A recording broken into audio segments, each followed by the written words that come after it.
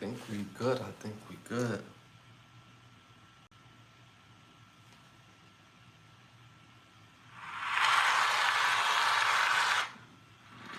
There you go.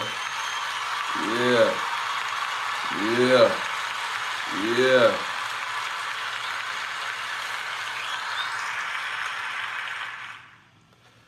Man, what's good, y'all? What's good? What's good? What's good? What's great? Thank y'all for tuning in to another episode of Can the Brothers Get a Rap podcast. I'm your host, Ashley Lovechild. Thank y'all for tuning and tapping in another amazing episode, Wednesday episode. I apologize for the late start off. It was a lot going on behind the scenes. I'm here, and again, I apologize for my tardiness, but we still gonna have a hellified show as we always do each and every episode. And again, thank y'all for tuning and tapping in. This is episode 205. And again, I'm your host, Ashley Lovechild. And again, hit them likes, hit the 100s, hit them hearts in the chat. And thank y'all for tuning and tapping in. The chat is in here nice and early, how I like it, and showing major love. Thank y'all for tuning and tapping in. Let's get this started, man. We run a little late, so let's get this started.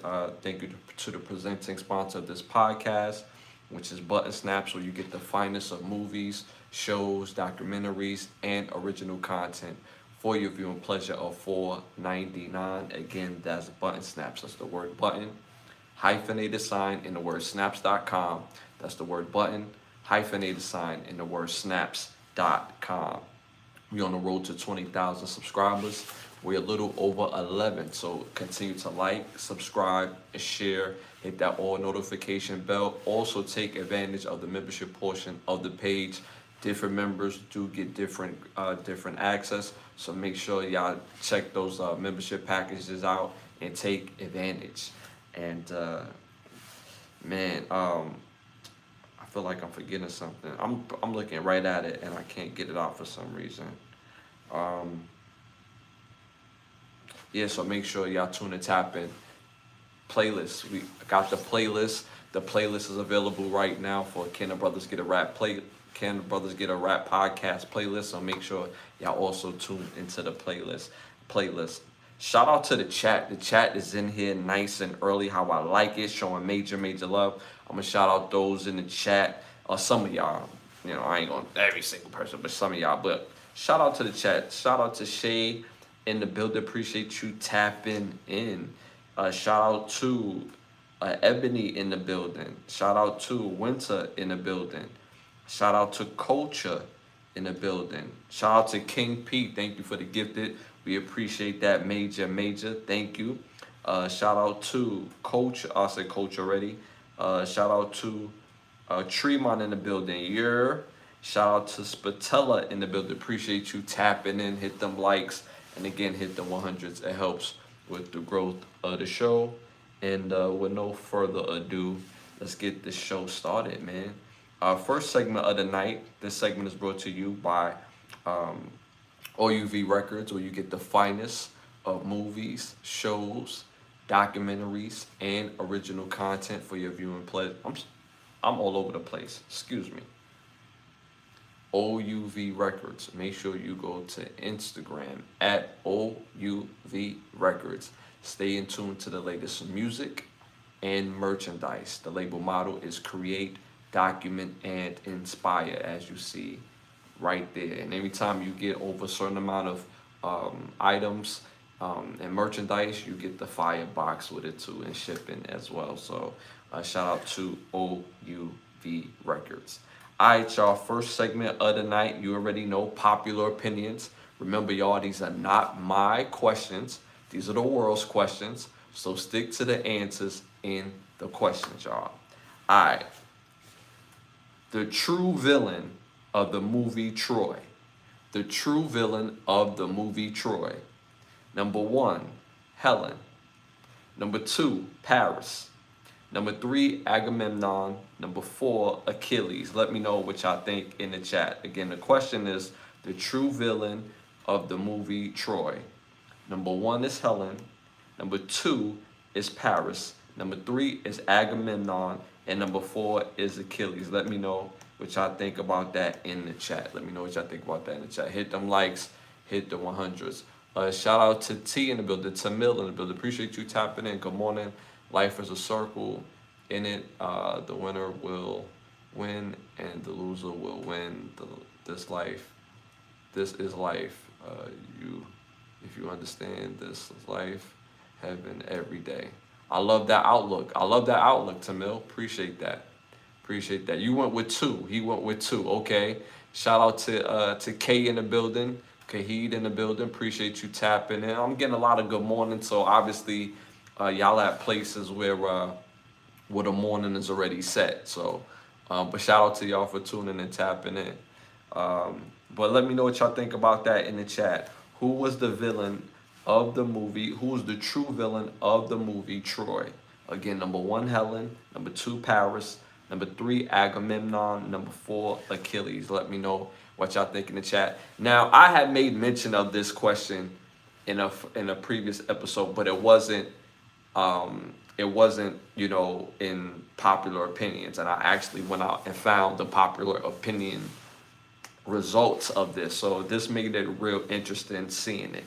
All right, so let's break it down. In the chat, I'm seeing 2.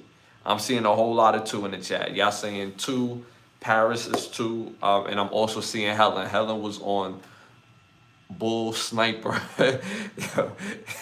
Yo, shout out to Ebony. She said Helen was on Bull Sniper. Helen, most people when they watch this movie would easily say Helen because they went to war over her, right? She was the reason, or I'm missing a word right now, but she was the perceived reason why they went to war, right? Paris, I'm gonna say it's my choice. I'm also going with Paris on this as well, because if it wasn't for Paris, first of all, he didn't have no type of penis control. You know what I'm saying? None at all, right? You at this spot, at this country, trying to make peace with the other king. You don't smash one of his side pieces or a side personal or something like that. You messing with his personal. This is his wife. So how y'all gonna make peace and you smashing a wife all week long? It wasn't a one-time thing. It was all week. So me personally, I'm gonna say Paris. Some of y'all have said Agamemnon. I've heard people say Achilles just went to, get his name out there, get it popping, get it shaky. But me personally, I'm going with Paris on this. I'm going with Paris on being the true villain of Troy, because even after he done hit and he done developed all these feelings, now he's smuggling the queen out the country.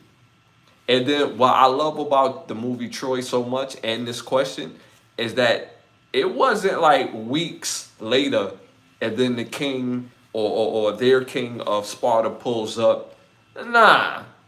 By daybreak, they was on that ass. By daybreak, they was in Troy. They was not playing no games. So I love that fact. But again, due to Paris' lack of penis control, poor decision making, and it's all ego, it's all penis decision making, and all these people died because of Paris. The same thing that his brother Hector was like, yo, send her back, yo. We rather her die than our countrymen or for us to go to war.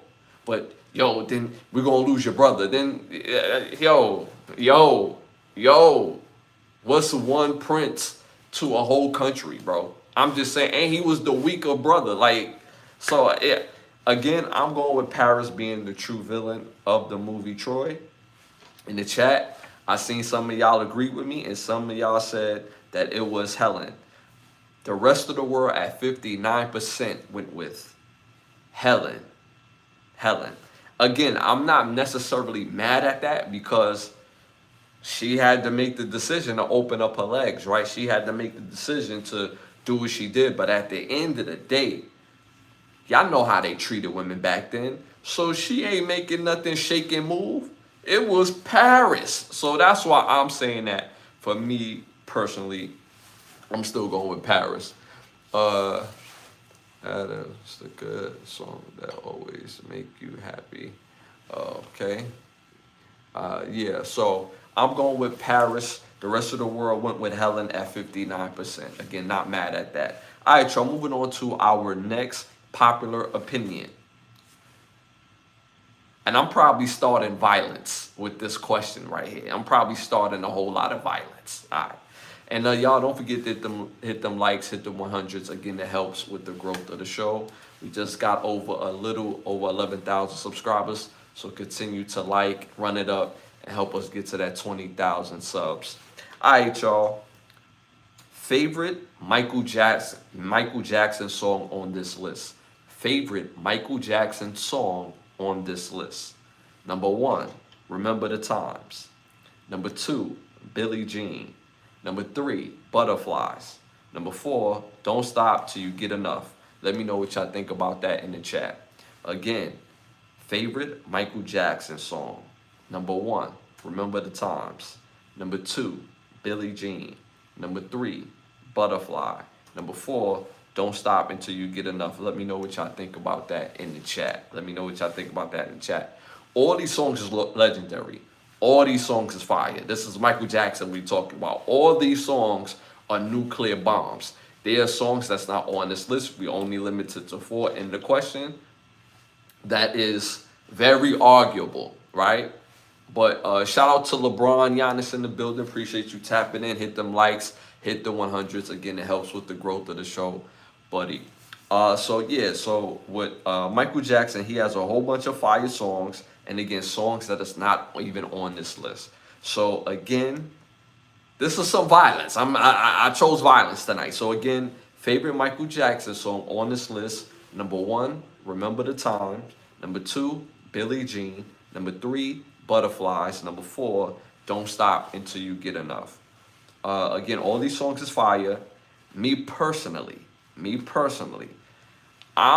though I love Remember the Times. Remember the Times is Remember the Times. Like, Remember the Times get any mood shaky. Like, Remember the Times is always a good time. It's a great song.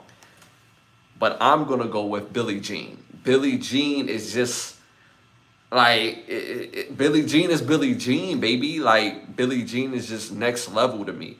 Even though Remember the Times is here, Billie Jean to me is like fingernail above it. But like, to me, Billie Jean describes Michael Jackson when you think of that Michael Jackson sound. Me personally. So again, I'm going with Billie Jean. In the chat, I'm seeing Remember the Times in the chat. Butterflies is a hard song too. That came a little later, but that one go hard. So some people will say Butterflies in the chat.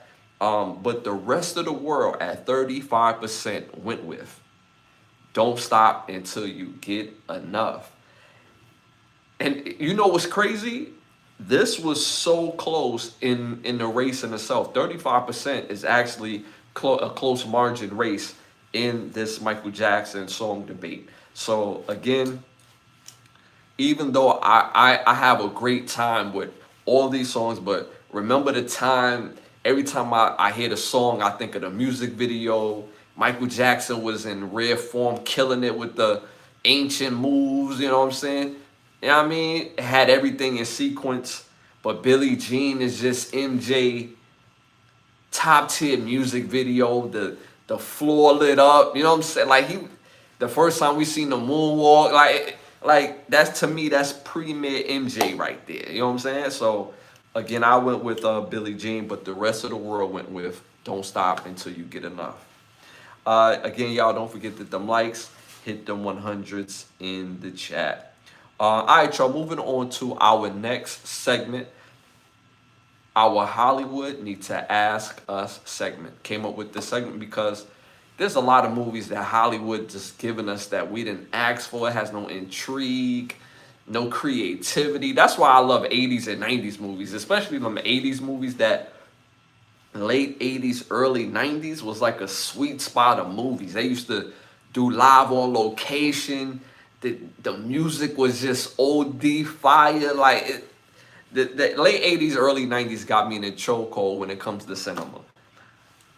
But I got better ideas for movies in the movie series. So my Hollywood Need to Ask Us for this episode. I would love to see a movie based on the board game Monopoly. I know that sounds crazy, but if any of y'all familiar with the board game, well, the movie Clue, it came from the board game Clue, and the board game, it was cool, you know, it was cool, but the movie is top tier thriller comedy, a piece of that drama in there. Just a little piece of that drama, but it's a fire movie and it still hits still to this day. And the original Clue movie came out, I would say, somewhere in the 80s, but it's such a fire movie. So I would love to see a Monopoly movie from based in that vein, but of course make it up to date, right? And think how fun a Monopoly movie would be because we've never seen these characters come to true life, right? And think of the different things that symbolizes moving ahead in the Monopoly board and it being betrayed by characters. You know, you get what I'm saying? So I think it will be a fun thing to do, and I would base it in a thriller and drama as well, not just comedy aspect, but I would base it in that elk. I would make it rated R. I would have Malcolm D. Lee direct this film because he does great jobs when it comes to what they would call like a ensemble cast, and he could work in any room. Me personally, and I would have Robbie Reed to direct this. So I think this will be an absolute fire movie. Shout out to the chat. Shout out to Light Free in the building. That would be interesting. Shout out to RCR. Appreciate you tapping in. Hit them likes. Hit the 100s. Shout out to Trapped in Space. Appreciate you for tapping in, my brother. Hey man, I got one of those faces, right? But appreciate you for tapping in. Again, hit them likes, hit them 100s. It helps with the growth of the show. So again, my Hollywood Need to Ask Us. I would love to see a Monopoly movie based on the board game Monopoly. I would base it in thriller and drama. A piece of that funny. Again, I would put it in the same ilk of the Clue movie that they did in the 80s. I would have it rated R. Robbie Reed would be my casting director, and my director would be Malcolm D. Lee. I absolutely think that would be fire. And it will be interesting and intriguing because we never received a movie of this ilk in a long time, and we've never got a Monopoly movie. So it's like, how do you put a Monopoly movie together? We got great writers, right? Chef it up. But it would definitely be a hit in the movie theaters. Shout out to Light Free. The Monopoly movie would hold up. A mirror to capitalism and greed. I love that. That would be a perfect underlining message in the movie in itself. Perfect. I love that. Especially in this time, in this frame of the economy that we in right now, this will go crazy. If you throw those themes in there and not just make it based on, you know, everything else. If you have real themes in this type of movie, this will go crazy. I love it. I'm glad you had made mention of that. Shout out to Psycho in the building. Appreciate you for tapping in, man. Hit them likes, hit the 100s, my brothers. All right, y'all. Moving on to our next segment. This segment is our must-see segment. I'm going to give y'all 3 must-see movies to tap into. This is the 205th episode, so you know that's a lot of movies I done gave throughout that time. And I pride myself on naming movies that I feel like most of y'all have never seen. So tonight, I don't think it's going to be any different, but make sure y'all tap into these movies. Our first must-see movie came out in 2001, directed by Louis Madoka. This movie stars Jennifer Lopez, Jim Caviezel, Jeremy Sido, Terrence Howard, Victor Argo, and Monette Mazur. This movie is called Angel Eyes. This movie is a good watch. Make sure y'all tap into this movie. This is about a young cop. She happens to meet a young man who just moves on a different beat, and you have to watch the rest of the movie. I won't spoil it for you, so make sure y'all tap in to see the movie Angel Eyes. Next movie that y'all must see also came out in 1992, directed by Andy Wolk. This movie stars Jim Belushi, Lorraine Bracco, Tony Gwendolyn, Jim Podock, William Russ, and Faye Grant. This movie is called Traces of Red. Fire movie. I don't know if y'all would have to be familiar with the movie called Goodfellas. And in that movie, the lady that played the main character's wife, that, she got intrigued with the life and all that, she's also in this movie. And when you see her in Goodfellas, she was cute in Goodfellas. But in this movie, whoa, this woman is a knockout. Like, y'all just got to see this movie. Another top cop movie. It's a murder mystery style where a cop is getting letters from a mysterious murderer, and he has to put the piece together. Again, I won't ruin it for you, so make sure y'all tap in to see Traces of Red. Third and final must-see movie came out in 1997, directed by Ridley Scott, the legendary Ridley Scott. This movie stars Tom Berenger, Mimi Rogers, Lorraine Bracco again, Jerry Aubrac, and Andreas Castellius. This movie is called Someone to Watch Over Me. Fire. I just realized all my movies is top cop movies. This movie is about a top cop. He gets assigned to bodyguarding a high-profile celebrity. And you have to watch the rest of the movie. I won't ruin it for you, so make sure you tap in to see Someone to Watch Over Me. So these are my 3 must-see movies of this episode again. Number 1, Angel Eyes. Number 2, Traces of Red. And number 3, Someone to Watch Over Me. Again, fire movies. Make sure you tap in, check them out. Come back, let me know what y'all thought about the movies, and we could combo about it. So make sure y'all tap into these movies. Shout out to Ashley for tapping in. Hit them likes, hit them 100s. We got the same name, man. That's what's up. You know what's crazy? I have a unisex name. My name is a man's name, and then obviously when I was born, women started taking my name, right? But for those who don't know, my name is also Ashley. But I've never dated a woman named Ashley. Like, that's crazy. In all my years of living, I've never dated a woman named Ashley, which is crazy. So, you know what I'm saying? But shout out to Ashley for tuning and tapping in. Hit them likes, hit the 100s. Again, it helps with the growth of the show. All right, y'all. Moving on to our next one. Our must hear. I'm going to give y'all some music to tap into. Profile artists, whether it's hip-hop or R&B, whether it's new or old, I'm gonna give y'all some fire music to tap into. So my tonight's profile artist is music group, R&B group called Second Nature. Second Nature. I know some of y'all like, who the hell is Second Nature, Ash? Second Nature, again, is an R&B group. Put these 3 songs on your playlist. These are fire songs. Number 1, Out of Control. Number 2, 24/7.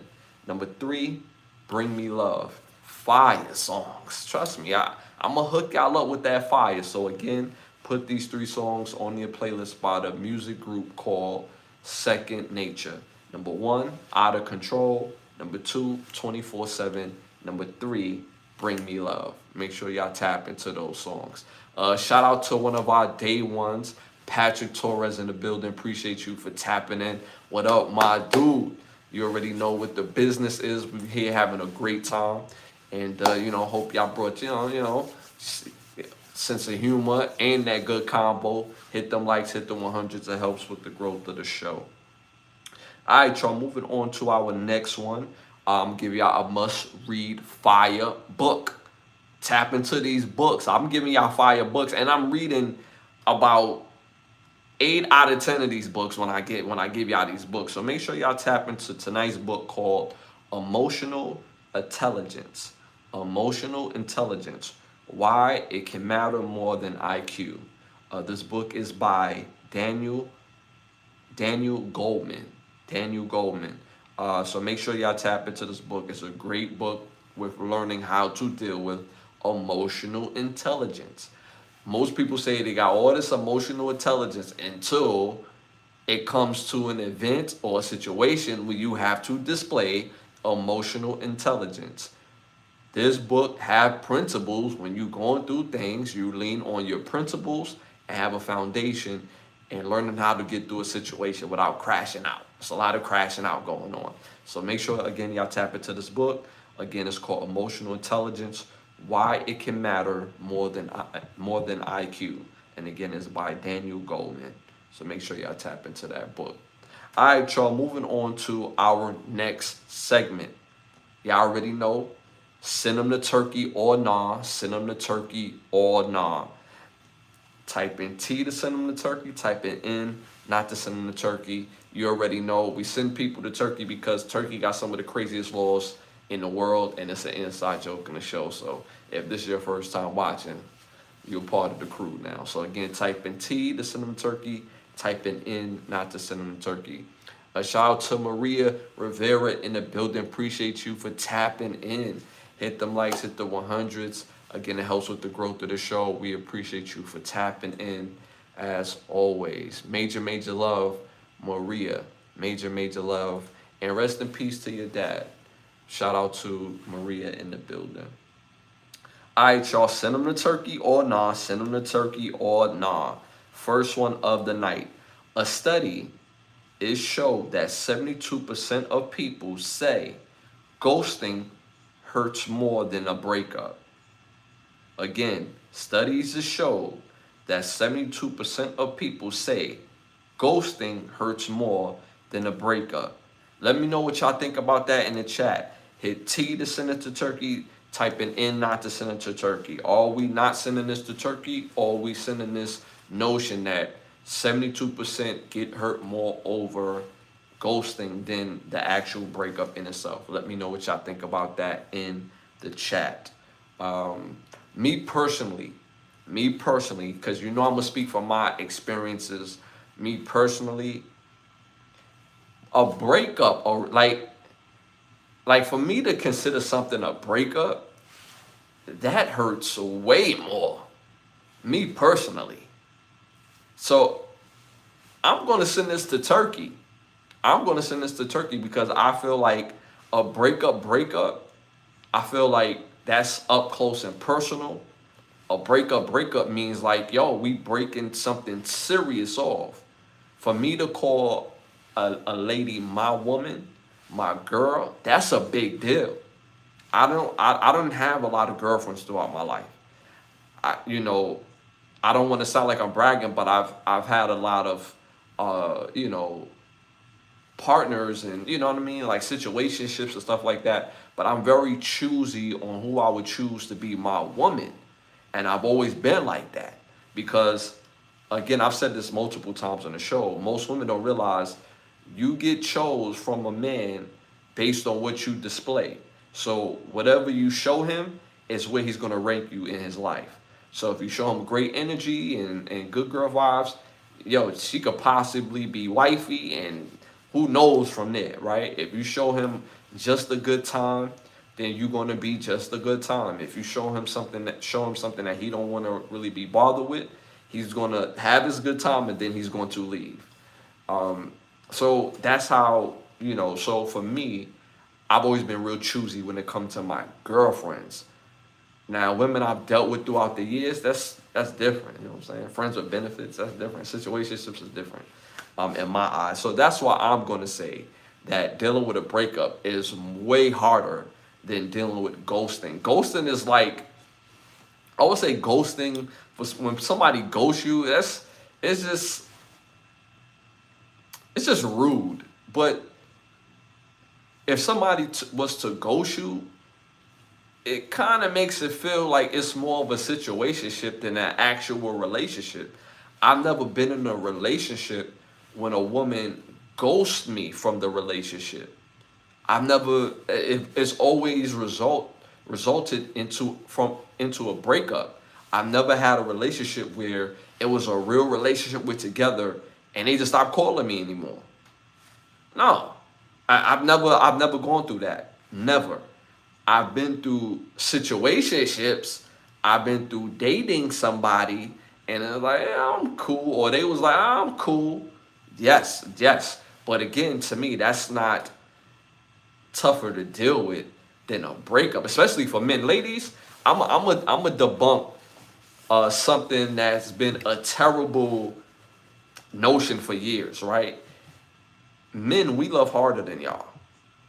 We love harder than y'all. I'm not even gonna argue with none of the women on here. We love harder than y'all. Like simple and plain, we do. And the reason why we love harder than y'all because we don't put ourselves in relationships often. We don't do that. So when we really give ourselves to someone, when we give ourselves to a woman, we giving them everything, and we really treat the women that we choose not like our mother, but like our mother. So we give that woman the protection, the verification that we would give to our mom, right? But we believe as men, when we have a woman next to us and ride or die, we feel or we think that our woman should always value our emotional state, right? So, and the reason why that's important is because you care if I hurt or not. You're not going to do something out of spite. So most men, we feel like our mothers don't do that. So that's a part of the reason why that I feel that as men, we love more and stronger than women. So, y'all can be mad at that if y'all want to, but that's how I really feel about it. And it goes to what I'm saying as far as relationships and understanding people's, what they want to get out of it. And men, we don't put ourselves in that relationship bag often. So a lot of hurt could be on the other side of that. So shout out to Young Change. Appreciate you tapping in. Hit them likes, hit the 100s.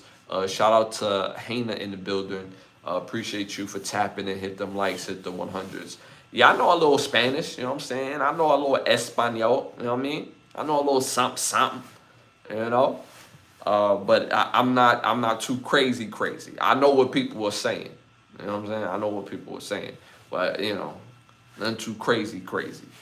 But shout out to y'all for tuning and tapping in. So, again, I'm not going to send it to Turkey in the chat. I said I'm going to send it to Turkey in the chat. I'm saying not send it to Turkey. That's kind of true. Ghosting sucks. Okay. Again, I disagree. Ghosting do sucks, but I don't think ghosting hurts more than an actual breakup. I think a breakup is up close and personal. Me personally. All right, y'all. Moving on to our next send them to Turkey or nah. Send them to Turkey or nah. Again, type in T to send them to Turkey. Type in N not to send them to Turkey. Next question. In the latest podcast interview, did Carmelo Anthony betray LeBron James for having Stephen A. Smith on the show during the interview, and Stephen A. Smith being heavily candid about his views on LeBron James based on their happenings with each other? Let me know what y'all think about that in the chat.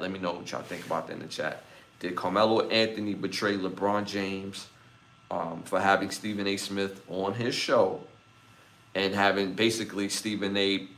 It's not like basically Stephen A. saying what he said about LeBron James on the show. Let me know what y'all think about that in the chat. Are we sending Carmelo Anthony to Turkey or not? Let me know what y'all think in the chat. Yes and no, depending on the friendship. Okay.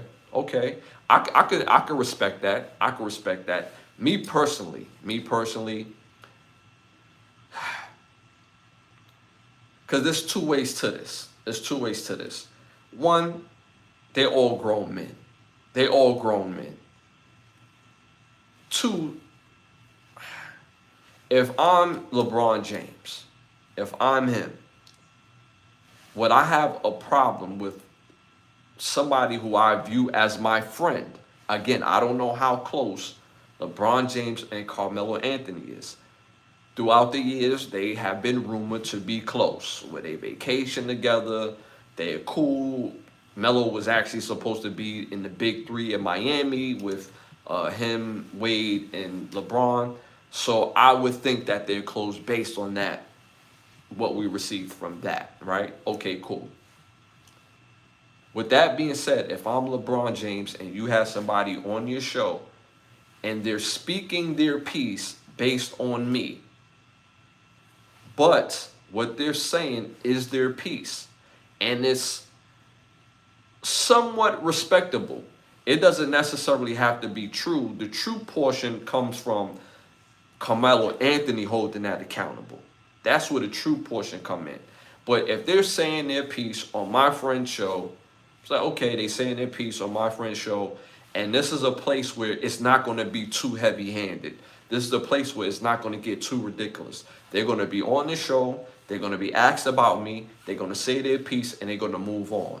But if it becomes a bash party and my friend is sitting there laughing, joking, yeah, man, that's crazy, this, that, and the third, and he becomes a part of it, I would have a major issue with that, absolutely.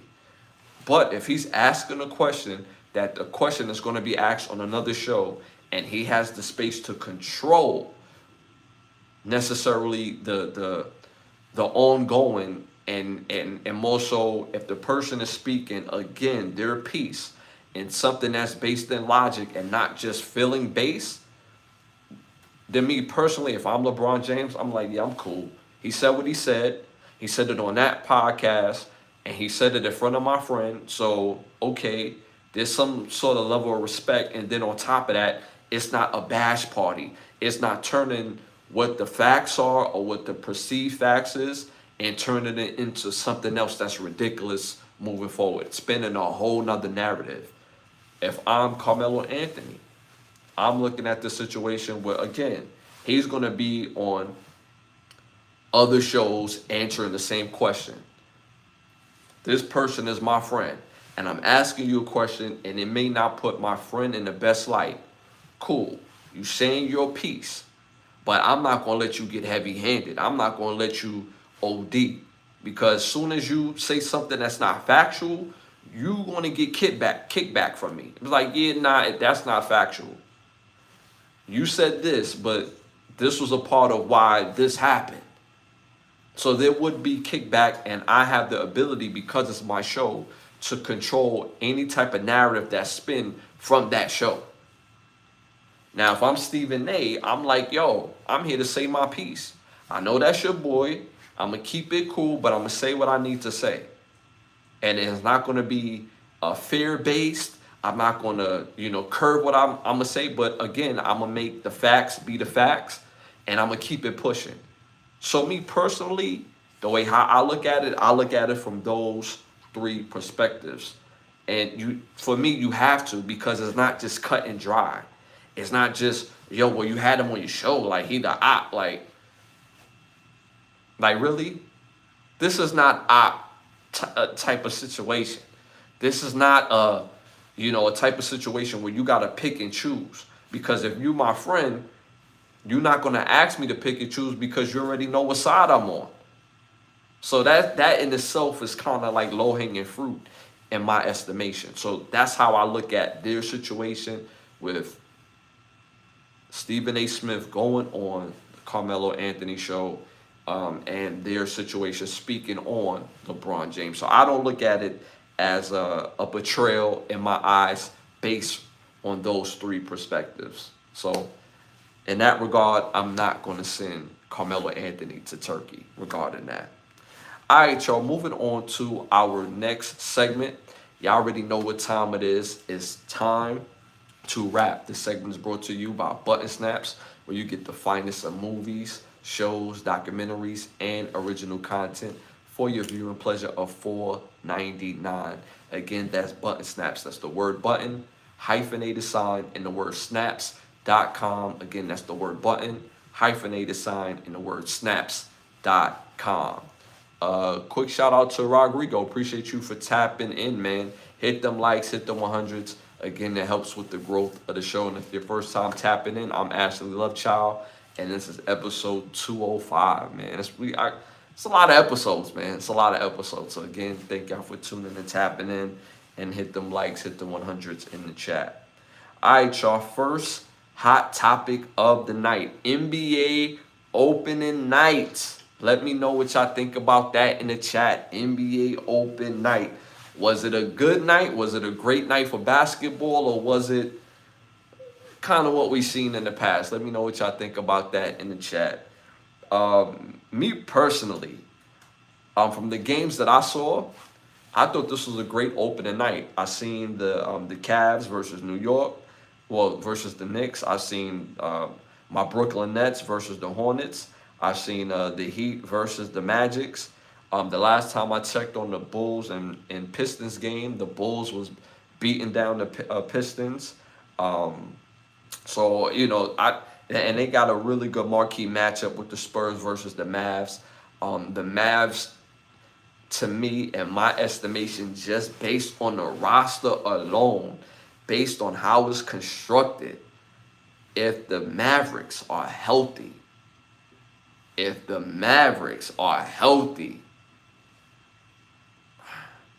they will ring that championship bell.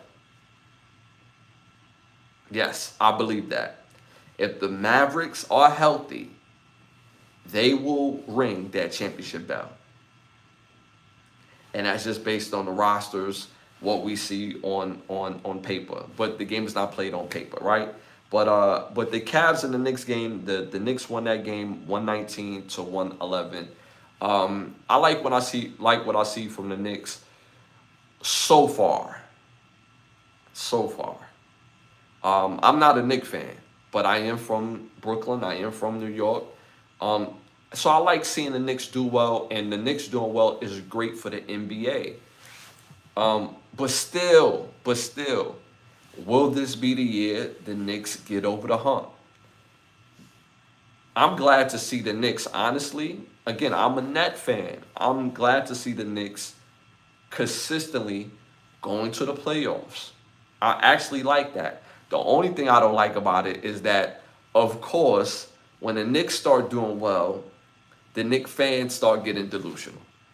But again, I'm still rooting and hoping that y'all make it over the hump. I watched the Nets versus the Hornets. We lost. We lost to the Hornets 136-117. What I will say about the Nets, from what I've seen in opening night tonight, for one, we have a very young group. They're exciting to watch. The first 30 games will be a learning curve. But I'm super excited on the talent, and I'm super excited in the possibility of what our young core can actually develop into.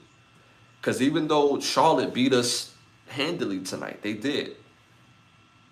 But with this group, if we develop them properly, and I seen it through it, again, sometimes numbers are misleading. Even though the Charlotte Hornets beat us pretty soundly as far as, that 20-point victory. In the very near future, Charlotte's not going to be able to do that to us. Based on the talent and based on, again, what I've seen, if we continue to develop this team, one thing that we have to do immediately is play better defense. We have to play better defense. We give up too many threes. And I get that this is a miss or make lead, sorry. And obviously, Charlotte leans on their shooting. If Charlotte is not shooting well, instead of winning by 20, they lose by 20. So I don't expect this to be an uptick with Charlotte, because they don't play inside and out, which they should, because they got a guy who could get to the basket. They got guys who could create, but they play outside in instead of playing inside out. If they play inside out, they will make their game easier to deal with as far as them managing their games and not leaning on jump shooting. But us as the Brooklyn Nets, we got to get better at defending that 3-point line, and we have to continue to get better just playing within each other. But I loved how the young core look. I see a lot of potential. I see a lot of talent, and this is going to be a fun year. I don't see the Brooklyn Nets based on this roster going to the playoffs. So a win for us this year if we made to the play-in. We have 5 first-round picks. So we have a very young group. Our most veteran player is Michael Porter Jr. And again, great player, good player, and I hope he takes his game to the next level because we need him to.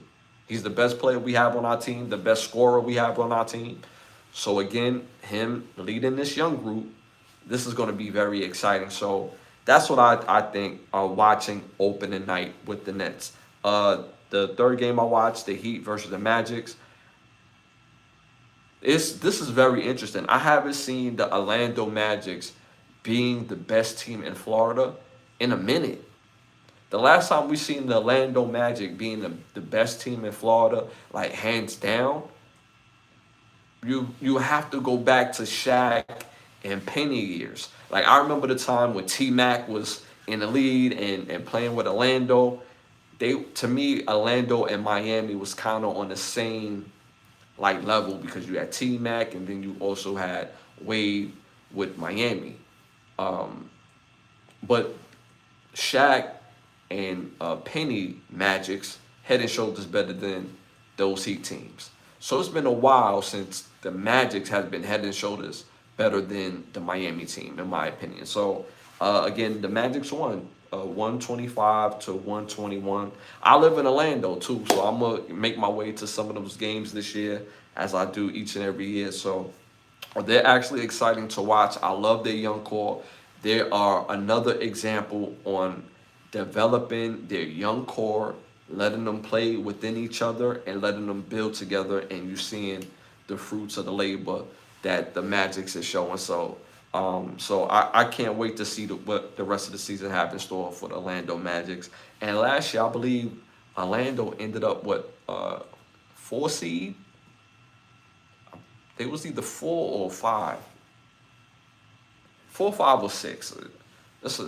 So much happened from a year ago. But again, Orlando Magic, just years prior to that, they was barely winning any games at all. So development matters, and this is our year to develop in Brooklyn. So I like what the opening night is looking like in the NBA tonight. I will say that. It's very interesting, very entertaining. I hope that we will see more NBA teams this year develop their own style. That's one of the 2 things that is missing from the NBA. Style of play and rivalry.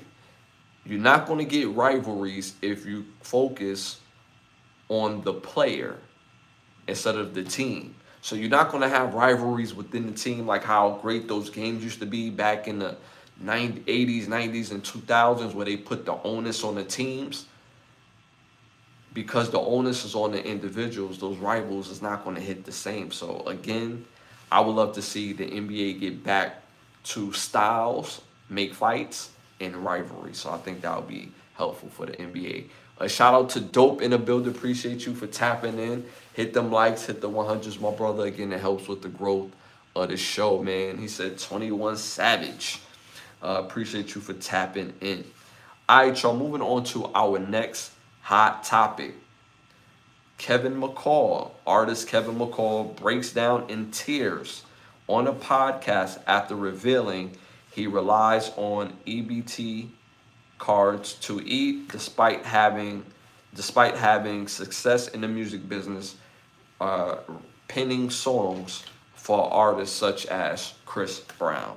Let me know what y'all think about that in the chat. Again, Kevin McCall breaks down in tears after revealing he relies on EBT cards to eat despite having songs penned by top level artists such as Chris Brown. Let me know what y'all think about that in the chat. Um, Me personally, when I seen this, it's funny how life works, man. It's funny how life works. Life is lifing. Life is lifing. And this is a perfect example of, if you don't take care of your today, your tomorrow is going to be effed up. Decision making matters. Having the right people around you matters. What they can add opposed to what they can take matters. Seeing him having a real moment, a real human moment, a real man moment. And I buckled down to a man moment because men, we are supposed to be providers. We supposed to be providers of finances, protection, mental stability, just being a pillar of the household. Seeing him have this moment was real. But it was also, in my opinion,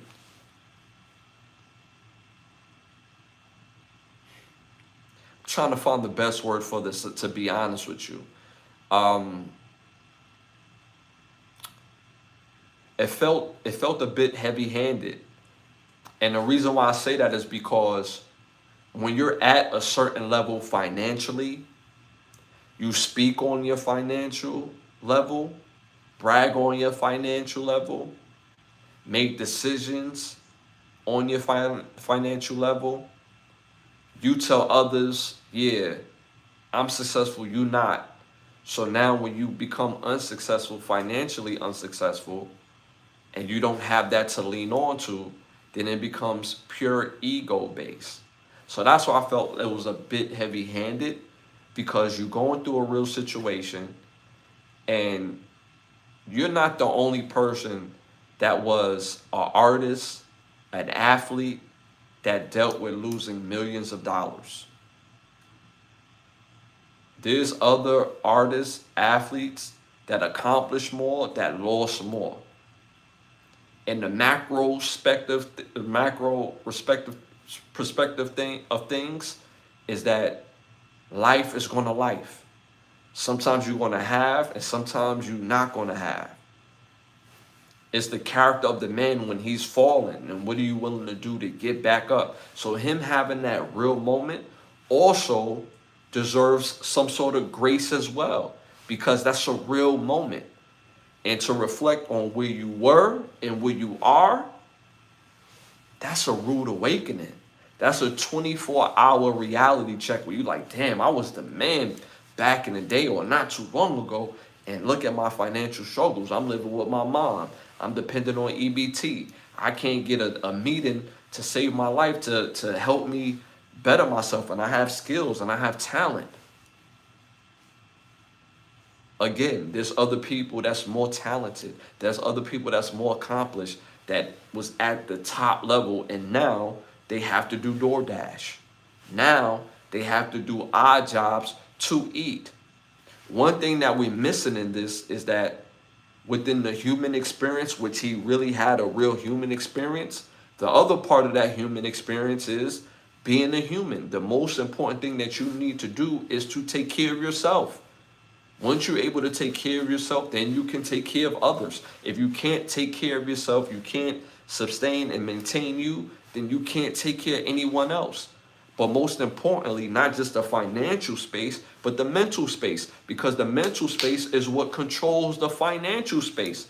You cannot make millions and make the type of money to sustain yourself if your mental space ain't correct, because you're going to be doing things out of desperation. And anytime most people make moves out of desperation, it leads to a bigger hole. Sometimes there is a shot in the dark. It's life be life, and sometimes that's a part of some people's journey. It's like, yo, I had to take a shot in the dark, and I made it. And it turned my whole situation around, and I was able to move it forward from then on out. But again, the human experience is also not just learning how to have, but learning not to have. There's people every day that have to deal with not having. So the fact that you more so wrapped up in ego based on where you was and now what you're dealing with, that's a mental fight more than anything else. If you got skill and ability, you always gonna make that money. But if you losing that mental battle, ain't nothing you gonna do about that. There's nothing you can do about that until you address that first. So that's why I think about personally about the Kevin McCall breakdown during the podcast. Shout out to Dope in the building. Discipline is key. That's a fact. That's a fact. And you have a lot of artists, you have a lot of celebrities and actors and this person or that person. They lean their success based on money. If you say something about their talent and their talent is not that good, but they successful in generating finances for themselves, they're gonna say, well, I'm a millionaire, so I must be doing something right. So what happens when you're not a millionaire? What happens then? So again, learning how to lean on principles dealing with the mental state and understand that a human experience is not exclusive to people who are without. It haves and the have-nots to deal with it every day. And sometimes in order to have, you have to go without, and vice versa. So understanding and getting over that own mental block will help Brother McCall move it forward. So he's not the only one that ever had to deal with this. You know what I mean? But again, grace should be given. Grace should definitely be given. Moving on to our next hot topic. Shout out to Monte Quinn. Monte Quinn, running back for Curry College D3 school. He breaks the NCAA record for rushing 522 yards in a game. He also added 7 TDs to that, 7 touchdowns to that. That's a major accomplishment, my brother. I don't care if it's D1, D1AA, D2, D3. That's a major accomplishment. So again, shout out to Monte Quinn. He's a senior too, so this is his last year. I wonder if they would grant him a 5th year and allow him to transfer. To put up these type of numbers, I'm saying, he's doing that in D3. He can be productive in D1AA with this type of numbers. I'm just saying.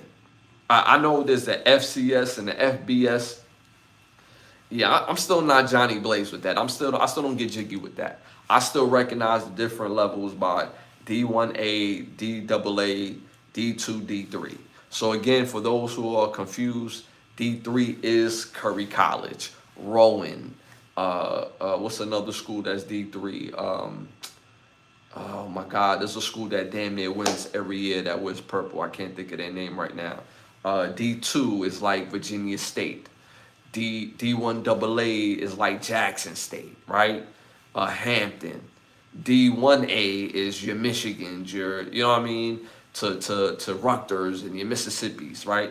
So I believe with this type of performance, he could play D1AA somewhere.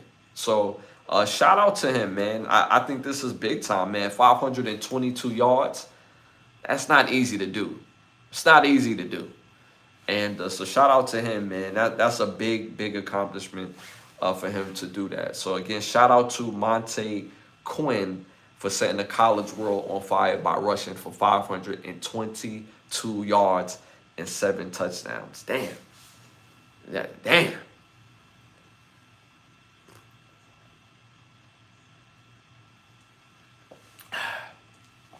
I seen some of those touchdown runs too. Woo. Boy was cooking. Boy was cooking. Boy was cooking. The other team, y'all gotta fire y'all coach. Y'all gotta get new players in. I'm sorry. I'm sorry. Yeah. You can't let a player rush for 522 yards on y'all. Like, nah. Everybody on the defense can't start no more. Everybody lost their spot. Every single player lost their spot. Whoever played in that game, y'all can't play here again. That's crazy. All right, y'all. Moving on to our next hot topic. Question, and it's been blowing up the internet as of lately. Shout out to Dope. He said, "Damn, that's almost 1,000 yards in a season." It, see, again, for most people that don't understand football, for a running back, most people judge running backs by having 1,000 yard season. He had 522 yards in one game. So I can't imagine what the ending season number is going to look like. I don't believe he's going to rush for 522 yards ever again. But I can see him rushing for a couple of 300-yard games, another 108. People don't realize how tough it is to get 100 yards in the game. If a running back get a buck 80, it's like, yo, he had a buck 80. Like, what was the defense doing? 522 yards is crazy. It's crazy. So, yeah, that defense is shot. That defense is shot, bro. That defense is shot. So he probably already is over 1,000 yards already in the 4 games that they probably played throughout the season. So, yeah. So again, a question that been blowing up the internet, and I had to ask this question and answer this question: why the Martin spinoff with Pam failed? It's been going around as of late. Y'all know how the internet work. Things just come back around, and it takes a narrative all on itself. So why didn't the Martin spinoff work with the character Pam having her own show? If y'all ever seen the Martin show, if you were ever a big fan of the Martin show, they did do a spinoff episode with Pam, the character Pam, that we all beloved, the jokes between her and Martin. And they did do hers based on her losing her advertisement job and her getting an A&R job in the music industry. In the music industry back then, in the late 90s, that was like the sexy job to have, right? So a part of the reason why it failed, in my opinion, is that the characters that they chose to surround Pam wasn't intriguing. Pam is always going to be funny. I like the angle that they took based on the music business. It will be an easy show to write for. The jokes will pretty much write itself. If you ever been around music, y'all know how the industry works. If y'all familiar with the music industry in itself, the music business, the jokes basically write itself. But some of the casting choices was a little, there was big misses. And it wasn't intriguing characters. And you say, well, damn, sometimes during a spinoff, it's not enough time for the characters to cook. I disagree, because some of the best spinoffs that we ever got, we got it because those characters cooked and you felt their world immediately. So, for example, you know what I'm saying? I'm an 80s baby, you know? There was a show called Perfect Strangers. And in this show, they had a lady who worked at a department store. And her character was so great, the energy, it was funny. When they did her spinoff, it immediately hit in the sense of it became intriguing. That spinoff is Family Matters. Now, Family Matters struggled in the very beginning just based on the show not being what was felt like a Chicago-based show, right? It was a Chicago-based show about a melanated family, and like, it's cool, but it's too positive. We're not getting the Chicago, right? It's too positive. It's too PC. We can't fathom seeing a melanated family being a regular family, having money issues, but still getting and going through in their life until Jaleel White came aboard, who happens to be Steve Urkel. Show becomes a major hit, but you felt the spinoff, you felt the intrigue in the show. It's just that at that time, the world wasn't ready to see a family that wasn't a doctor and lawyer be positive. It's like, how y'all laying and barely making it and it's not like struggle based, right? So that's what was a part of it. Also, shows like Girlfriends, shows like The Game, also are spin-offs of Brandy. Believe it or not, Girlfriends is a spin-off of Brandy, the show Brandy with with Brandy of Moesha. I'm sorry, I keep saying Brandy is a spin-off of Moesha. The Parkers is a spin-off of Moesha. So you had three shows off of Moesha that was direct spin-offs. And I could name them as well too. The spin-off for The Game with Moesha was based on Dorian's character, where Dorian went on to meet his original mom side of the family, and that tied into Golden Brooks' character, right? Moving on, with The Game, the Brooks character tied into The Game off of Girlfriends. And then, of course, the Parkers, Moesha's best friend, Kim Parker, you got the Parker. So again, the Martin spinoff fell off mainly because it wasn't intriguing enough. Pam is always going to be funny. The character Pam, Tashina Arnold, is a superb talent. Always been a superb talent. But the people that they put around her, if y'all see that actual spinoff, they wasn't that funny. And they really tried. I mean, they did an episode layered in music. They had a young Tyrese when Tyrese first came out, and he was the artist that she was trying to get signed and yada, yada, yada, right? But the characters wasn't that funny. He wasn't meant to be funny for the show. He was supposed to be a one and done for the show. And everybody else around them or around her wasn't funny. I mean, shout out to AJ Johnson. If y'all know who AJ Johnson is, he played Ezel in the Friday movie. He was on that show. He did a decent job in his character, but everybody else wasn't funny. So that's why, to me, the Martin spinoff with Pam failed, and that was the reason why. It's just the supporting cast, and it wasn't intriguing enough. So a shout out to Vic in the building, my dude Vic in the building. Appreciate you for tapping and hit them likes, hit the 100s, my dude. Shout out to Dope, Real Struggle, Dr. Huxtable, Moesha. It started with a Cool J show with Brandy, Dope, LOLs, and the Parkers. Yes, that's a fact. That's a fact. See, again, most people don't realize how these shows develop and come about. But there's nothing wrong with trying to spin off, but in order for the spin-off to work, it has to be intriguing. It has to make you want to come back. So shout. And then me personally, the best show out of all of them, even though we were talking about Martin, outside of Martin, but when it comes to Moesha, Girlfriends, and The Game, it's easily Moesha. And the Parkers is easily Moesha for me. Moesha was so good that they actually destroyed the show. They destroyed the show on purpose because the show would have went on for years and years. They destroyed it on purpose.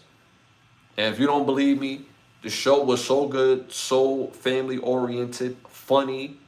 But when they brought in Ray J, and instead of him being the nephew, the cousin, that's really a son. And you know what I'm saying? Like, the mother gave you up, and like, it's like, you lost people with that one. So, all right, y'all, moving on to our next hot topic.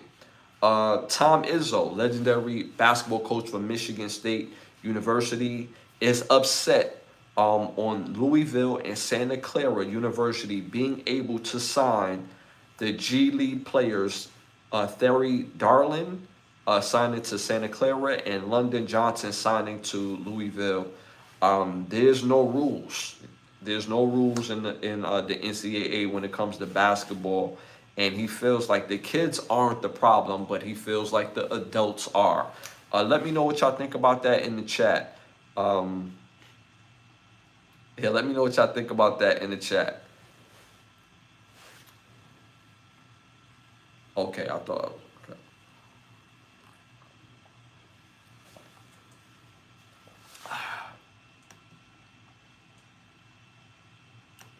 Yeah, so for me personally, I'm with Tom Izzo on this, yo. I'm with Tom Izzo on this. Why is it so hard for the NCAA to either get completely out the way or be completely in?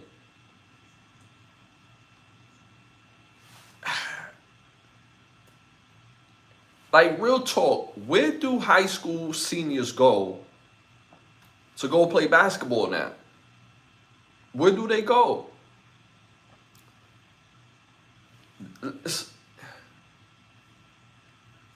On one end, I get the business of college basketball. I get it. And this is why. Because we went through a period of time where all the best players, they play their 1 year and then they leave. So now college basketball has found a way to kind of make it work for itself. All right, y'all can leave. Y'all can leave. But the way they doing with the NILs, now they made it to the point where lower school teams can't compete because now we got money at Duke. We got money at Michigan. We got money at Louisville. If you come play with us and transfer, instead of playing with Butler, Wichita State, you could come play with us and you could make yourself $800,000 in NIL money, opposed to playing with them and only making $300,000. So now you're seeing the talent in college basketball being supplemented through seniors, juniors, and super seniors, because now you having guys come back to college basketball through this particular ruling.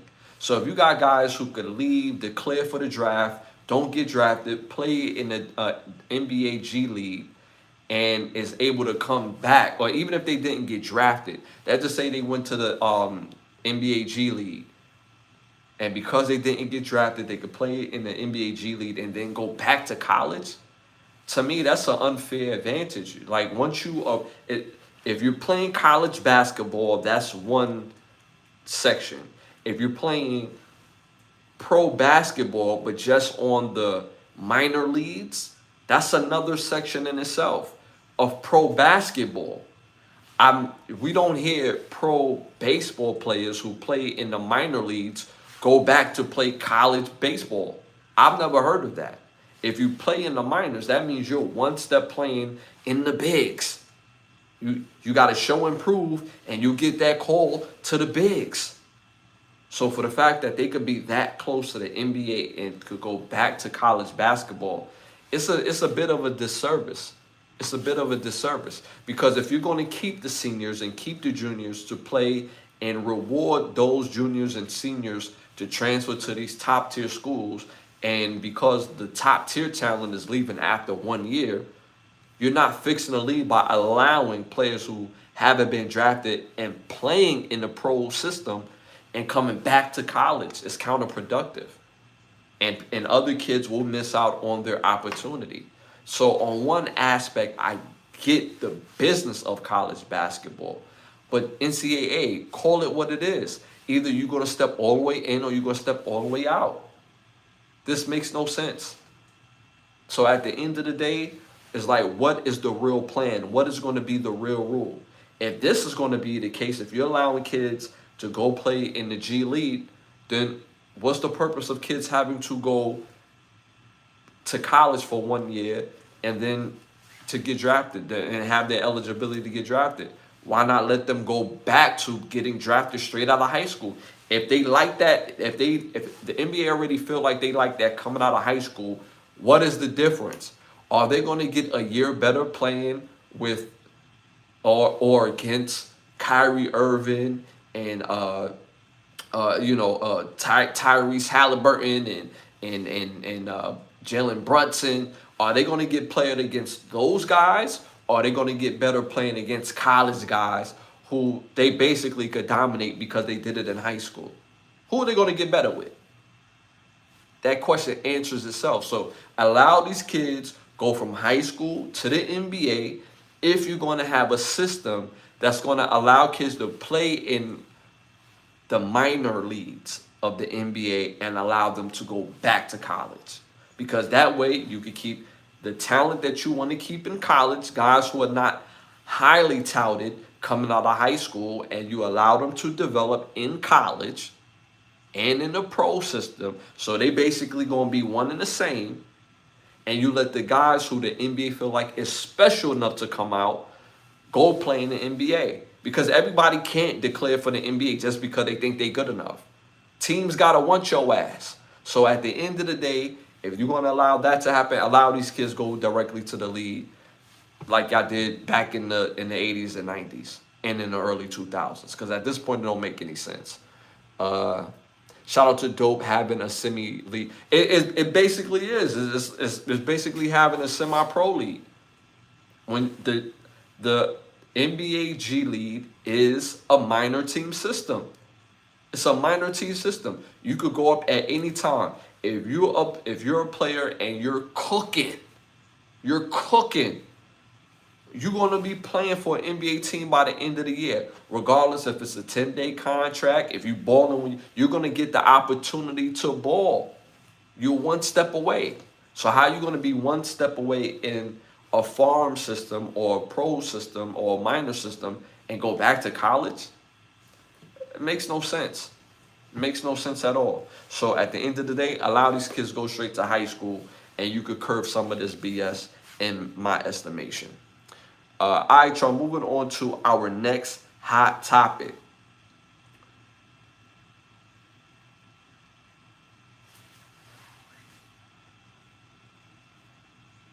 I'm going to skip this next question. College football, you got college football vacancies coming up. Well, not coming up. You got a lot of college football vacancies. A lot of coaches end up getting fired. Here's a list of schools that the vacancy is open for the head coach at these schools. Arkansas, University of Arkansas, Colorado State, Florida, Kent State, Oklahoma State, Oregon State, Penn State, Stanford, Virginia Tech, UAB, and UCLA. Let me know what y'all think about that in the chat.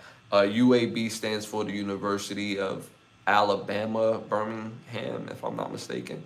Shout out to the second coming. Appreciate you tapping in. What's up, my homeboy? You remember me? Man, I run into a lot of people, man. Matter of fact, the second come, I think, I remember that name. And we probably end up having a great conversation, if I'm not mistaken. But I appreciate you for tapping in, brother. Appreciate you for tapping in. If it was something negative prior to, then that's in the past. If you're here showing love and light, that's what's up. If we had a great conversation before, then yo, let's add on to another great conversation, my brother. You feel me? So appreciate you tapping in. Yeah, that one time about Drake and stuff about bless you, bro. Bless you, man. Appreciate that. Yeah, the Drake conversation. Yes, the Drake conversation. Yes. So second coming. Yeah, so second coming is getting some shout outs and some love in the chat. Yes. So yes, now I remember.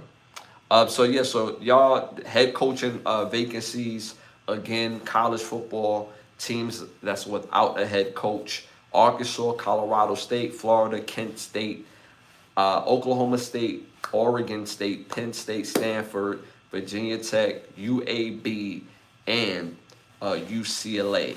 Out of all these schools, and these are all great schools to coach at, that's low key for those who don't know. Doing music was something for me that I fell into. Come to find out I'm good at it, and I was able to make a living from it.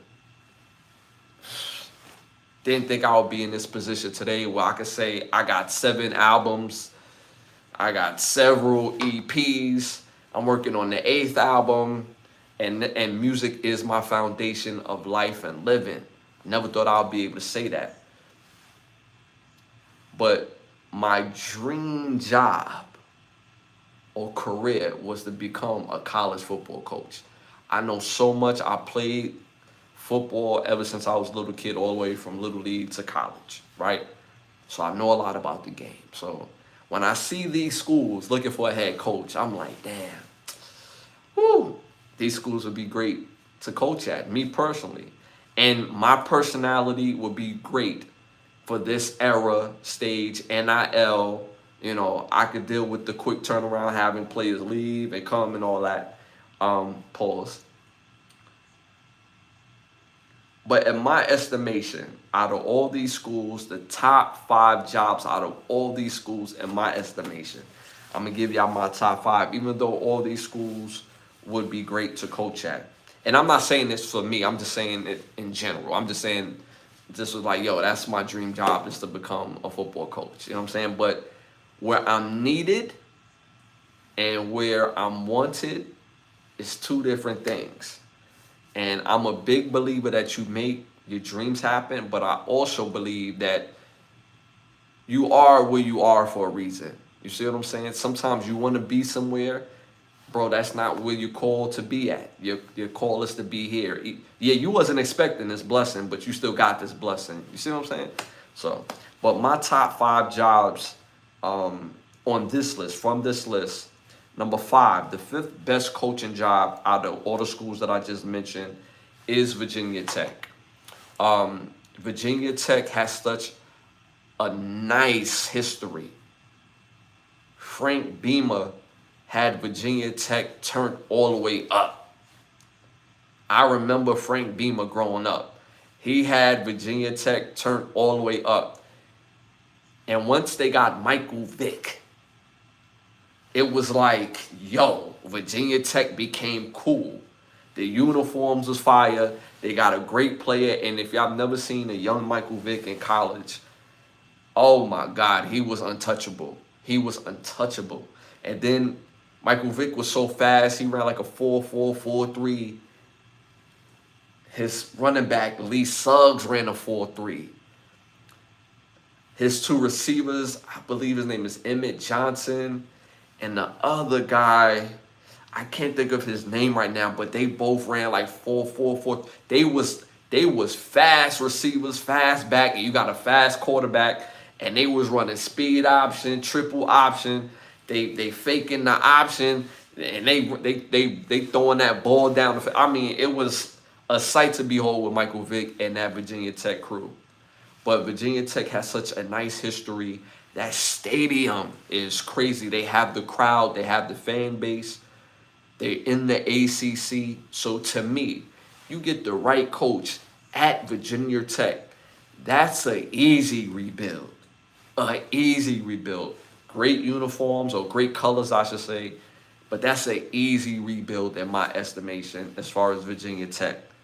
4th best job on this list, in my estimation, based on this list again, Arkansas. Arkansas plays in the SEC. Again, great stadium, great atmosphere. They also have a good history, and they play in the SEC. SEC is the second best, the second best conference in college football. Again, in my estimation, the Big Ten is the rulers of college football. You can't tell me any different. The next national champion will be from the Big Ten this year. The last 2 years we dominated. This year will be no different. Big Ten is the best conference. But the SEC is still a pro-level conference. What I mean by that, when people judge the SEC talent, they like, yo, they could play in the league. So Arkansas is the 4th best job on this list. My 3rd best job is UCLA. UCLA is in California.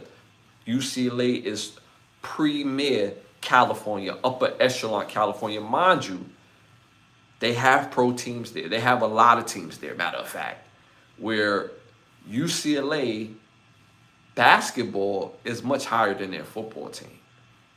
But they have the resources. They have the level to be a top level school who's also in the Big Ten. They have a really good quarterback. I think he has a lot of talent, a lot of ability. You see what the kid did with Tennessee a year prior. They've been playing well as of late. But UCLA, you could turn it up at UCLA. They play at the Rose Bowl. They have great colors.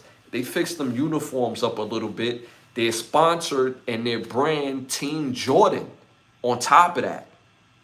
And it's in California. It's in a great place where football is football. They play bowl games at the Rose Bowl. So it's highly regarded. It's one of the best sites that you could ever go to. So again, easy and fast rebuild. Number two, best job on this list, in my opinion, I went with Florida. Florida's fire, man. Florida ain't nothing like seeing that sexy orange color helmets. That's sexy orange right there. That's a fly orange right there. Premier orange. Their uniforms is spectacular. Again, you play in the swamp. The crowd goes apeshit. Sponsored, Team Jordan, that brand, their uniforms, the energy, and the talent pool is Florida. The talent pool is Florida. You will have top 10 recruiting each and every year at bare minimum.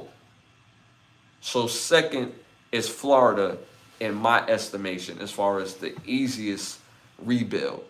And the number one job on this list, again, to my estimation, Penn State. Penn State is a blue blood, storied franchise. Penn State matters. Play in the Big Ten. You already have a classic brand. Penn State brands itself. Penn State, I don't think people realize how big Penn State is. The campus is so big that there's different parts of the campus that's 45 minutes away from each other. 45 minutes away from each other, and it's a different campus, but it's the same school. So you can live on this part of the campus and have to drive 45 minutes to a class. That's crazy. The intrigue of Penn State playing in the Big Ten, playing against Michigan, playing against Ohio State, playing against Indiana, playing against UCLA, USC, Oregon. I mean, the list goes on and on. Penn State is a place you can't have college football without Penn State. Not an easy rebuild, but the most important rebuild. Because if you get Penn State to win a championship, that matters more.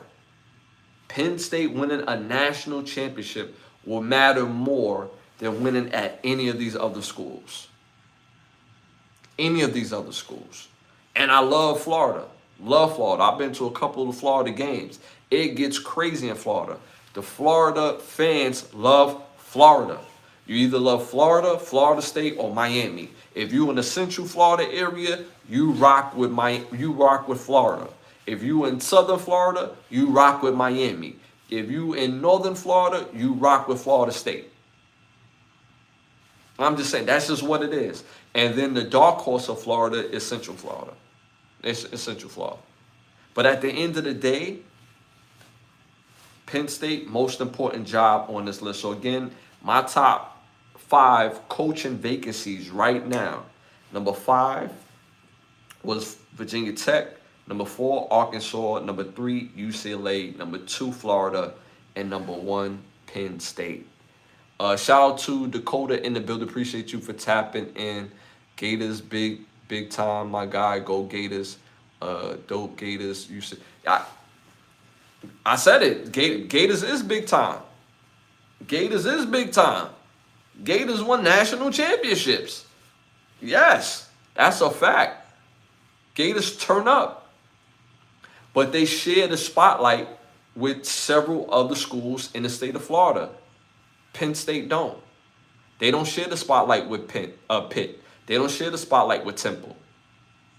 They don't share the spotlight with Seton Hall. In Pittsburgh, or I'm sorry, in Philadelphia, it's all about Penn State. Penn State is here, top tier in Pennsylvania, top tier. Pitt is here. Temple is here. Seton Hall, no, Seton Hall is in Jersey, but the next, I forget the next Philly team in Pennsylvania, but in college football, it matters more. Like, you know, in basketball, it matters more that the Knicks win the championship, even though we probably never see it.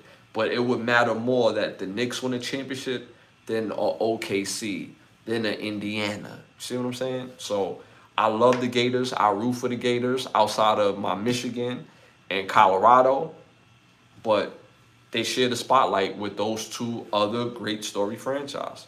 So, and I rock with the Gators. I'll be rocking Gator stuff too. Gator, more Heisman Trophy, Natty. Then what you're saying, facts. What you're saying is a fact. They have more national championships. They have more Heisman Trophy winners. Fact. Agreed. Check. But it matters more if you win at Penn State. It matters more. Certain schools in college football, it matters more. Notre Dame, Penn State, Nebraska, Michigan, Oklahoma, Texas. These are the type of schools who are upper echelon blue blood. And it matters more. Even though Alabama won a whole lot of championships not too long ago. But growing up as a kid, Alabama was always ass. Alabama was always ass. The first time I've ever seen Alabama be good in my life was probably the third season with Nick Saban there. Mind you, Nick Saban was at Miami first, the Miami Dolphins, and struggled. That's why he ended up at Alabama. That's how he got all them kids to go to Alabama, because he just came from the Dolphins. He was like, yo, I know what the pros look like. If you want to play for the pros, you need to come to Alabama. But before he got to Alabama, he won the national title with LSU. LSU is a great place to go play college football. But it is not held in the same ilk. Before he got to LSU, Nick Saban was with Michigan State. It would have mattered more if he would have won at Michigan State than LSU or then Alabama. It matters more because these schools are blue bloods. So the fact that they won more national titles, the fact that they got more Heisman Trophy winners, I agree with you. That's a fact. This is not about who's the better program. It's about who's the most important program. See what I'm saying? So it's not who's better or who's been better. Because again, growing up, Alabama was always ass. Always. I'm 41 years old. They was always ass in the 90s. Always. Nobody was afraid of Alabama. Nobody. Alabama didn't become good until like the late 2000s. Always ass. Florida always had a lot of players that you wanted to see. But Florida was always hit or miss. They either had a good year or a bad year. And then when Urban Meyer came in, and Tim Tebow, because remember before that, they had Chris Leak. And Chris Leak was a hell of a fire player. But Tim Tebow helped them get over the hump among with some of the other young talent that they had. You know, trust me, I know this stuff, man. And it seems like you know it too, brother. True, but remember Bear Bryant. No, you can't count Bear Bryant. That Bear Bryant, bro, that's the 60s. You can't say that you was dominant when you go from the 60s and have like damn near a 40-year hiatus. I respect Bear Bryant because he won 6 national titles. That's respect. That is definitely respect. But when you have a 40 year, that's been 40 years. He was in the 60s. They didn't start winning until the late 2000s. That's 40 years.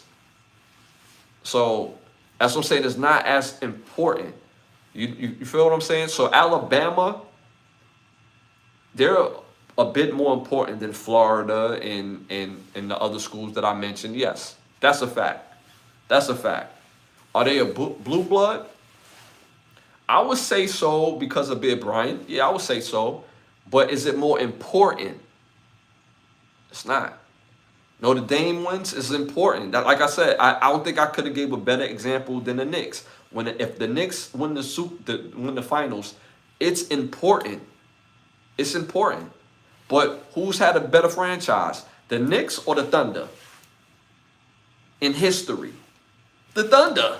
They've had better players and they have a better recent history. Hands down. But it's more important than with the Knicks. So, but I get some of the points that you made though, and I'm not disagreeing with that. Shout out to Cinco, no more, no more EBT cards. So they probably the government probably based on the best program based off of what? No, see, y'all missing the point between being best program and most important. Most important and best is two different things. It's two different things. So, like again, I love the back and forth. I want the back and forth, right? But give me the back and forth based on my point, right? So, like even now, right? Even though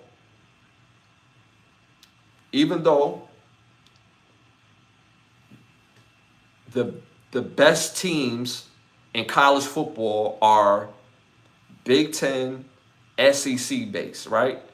If you watch college football, I'm not saying y'all, I'm saying to everybody out there. If you watch college football, that's not even a debate. The upper echelon teams in college football, Big Ten, SEC. I'm not including the ACC in there because the ACC done fell off. The best conference after Big Ten, SEC, top to bottom, is the Big 12. Top to bottom. Because the Big 12, you don't know who the hell going to win week to week. And the ACC, you kind of know. And then in recent history, the Big 12 have dominated against the ACC in head-to-head matchups. That's not debatable. That's a fact. Y'all could go look it up. So the point that I'm making is this. Deion Sanders and the Colorado Buffaloes, they're the most important team in college football. As far as, let me reword that. They're the most relevant team in college football. The most important teams are the Blue Bloods.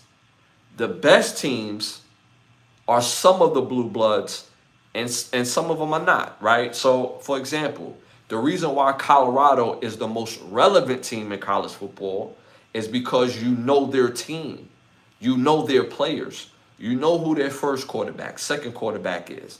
You know who their first, second, third, fourth running backs are. You know who their whole receiving. You know their whole offensive line. Most relevant. You know when players leave and players coming. Most relevant. They dominate the headlines. Coach Prime. It's Coach Prime, baby. Most relevant. Most important is some of the Blue Bloods. Most important is the Blue Bloods. That's hands down because at certain places it matters more. Best, because of the NIL, it's tied into some of the Blue Bloods. Ohio State, Michigan, Alabama. You know, they borderline Blue Blood to me because they was dominant more so in the 60s and then the late 2000s. But they haven't been... Do Alabama really strike fear in y'all? They're a good team, and I speak on them every episode, but they're a good team, but they don't strike fear in nobody anymore. No team in the SEC right now strikes fear in no team in the Big Ten. Not saying that they can't win. They don't strike fear. There was a point in time for like a 20-year run, the SEC stroke fear in everybody. I'm not even debating that. The fear level was just on a whole nother level. What? We gotta play who? What? Nah. But now it's no fear, but you still have good teams. Ole Miss is a good team. Missouri's a good team. Vandy's a good team. LSU, depends what teams show up, but they still a solid team. Alabama's a really good team, but they don't strike fear in anybody. Florida has a whole lot of potential and talent, just very misplaced. Just very misplaced. Very misplaced. But y'all get the point that I'm making. So as far as important, which is the Blue Bloods, and because the NILs have made the Blue Bloods important again, is different from the most relevant and necessarily what we perceive to be the best, right? So, you feel what I'm saying? Indiana, they're probably one of the best teams in college football this year. One of the best. What would matter more? If Indiana won the national championship or Notre Dame wins the championship? Be Notre Dame. So y'all get my point. But y'all made some solid points too. I feel y'all, they had a 30-year gap at Bama. Yeah, that's a fact. That's, like I said, I didn't even know Bama was a place you could go and play real football until Nick Saban got there, because they was always ass. They was always ass. So, USC sanctions gave the rise to Oregon Ducks. Well, not necessarily. Not necessarily. Oregon, it's tricky. You gotta remember, Oregon, and we gotta be honest about this. Oregon is just a sexy place to go. It's not a blue blood. It's a sexy place to go, mainly because of the resources. Mainly because the damn owner of Nike was like, yo, we're gonna fix all this up. We're gonna give y'all the flyest uniforms, because let's be real, that's a part of some of the blue bloods' downfall, is that they never upkept and upgraded their uniforms, and they chose brands that didn't give a good uniform. A part of the reason why Michigan, we back up, because we got rid of Adidas and we got with Team Jordan. You see them uniforms looking oh so crazy. Oh so crazy. But Oregon is just a sexy place to go based on them damn uniforms, based on all the things that you would get access to playing with the Oregon Ducks. But they haven't won jack shit. Nothing. So they're a weird team, and their success is based on what it looks like, but they're not based on real substance, because they haven't won anything. A shout out to Grasshopper in the building, Rasta in the building. Appreciate you for tapping in, my brother. Dark Horse. Shout out to nobody in the building. Welcome. Everyone can please like. Appreciate you for that, my brother. Appreciate that. Jersey Fire. Yeah, that's what I'm saying. The Oregon uniform, the helmets. Come on, it's next level. Always been next level. And that's where most colleges don't understand. Like even Kent State, right? Kent State is a great place to go coach. Their uniforms is, I don't know if y'all played the NCAA game, but their uniforms, they got more uniform combinations or just as much as Oregon in the game. Their uniforms is fire. Fire. If they built their stadium, they would get better recruits if they built their stadium up. But them uniforms is fire. Uniforms, you could get a fire team if you got sexy uniforms, because players, we see ourselves in them uniforms. Or a former player, you can see yourself in them uniforms. Like, yo, I'll murder that right there. So again, that's a part of it. So yeah, I think those jobs are easy rebuild. Again, my top 5 for best head coaching vacancy right now in college football. Again, number 5, Virginia Tech. Number 4, Arkansas. Number 3, UCLA. Number 2, Florida. And number 1, Penn State. Appreciate EXO in the building. Hit them likes, hit the 100. Shout out to Castro in the building. Hit them likes, hit the 100s. Appreciate you for tapping in. Helps with the growth of the show, y'all. All right, y'all, moving on to our next hot topic. Pastor Marvin Winans catches backlash because on video it's gone viral that he gets upset with one of his church members for only donating $1,200 when he's asking the congregation to donate two, excuse me, $2,000. She gets to the podium and says, "I got a gift for you, Pastor. The sum of $1,200, or $1,000 plus an extra $2,000." And he said, "I didn't ask for that. I asked for 2,000." Let me know what y'all think about that in the chat. I'm gonna give y'all a second to answer that.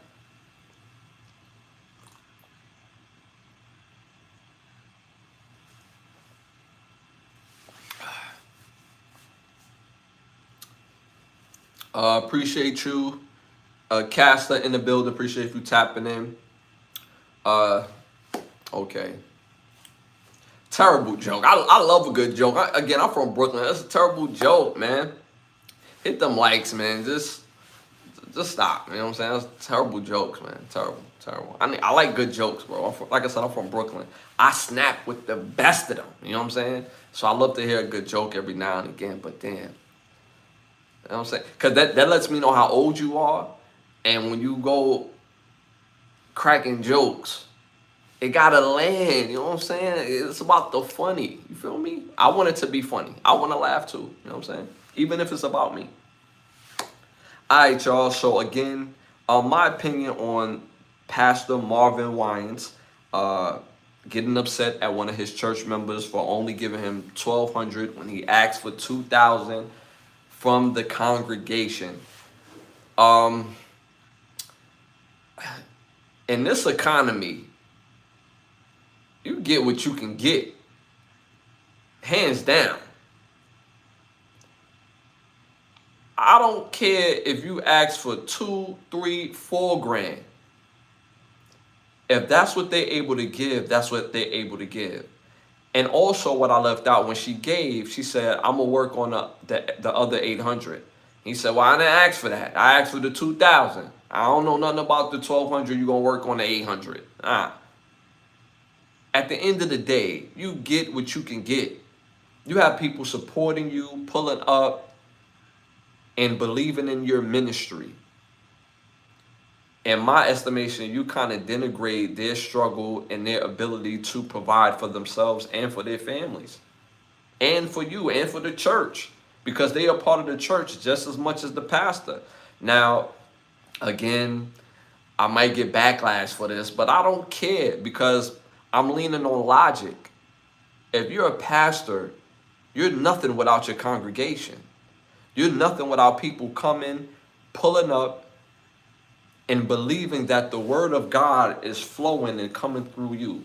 That people would pay you enough money to give them peace throughout the week, to give them peace in their life.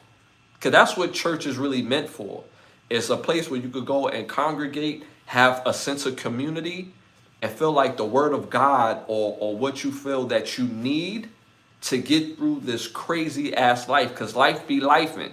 We just seen, we spoke about him earlier, about the artist McCall, the Kevin McCall kid, that he broke down on a podcast crying because he's like, "Yo, I depend on the EBT cards to eat. I don't got no bread. I really fell from grace." He was basically asking like for 20 racks for songs that, you know, that he wrote for or an advance or something that he felt like he could really use and need. People are really crashing out. So that peace of mind that you could get from a pastor, because you feel like his origin and his base is from God, it's a godly base, and for him to turn around and ask for 2,000, and hey man, all I got on me is 1,200.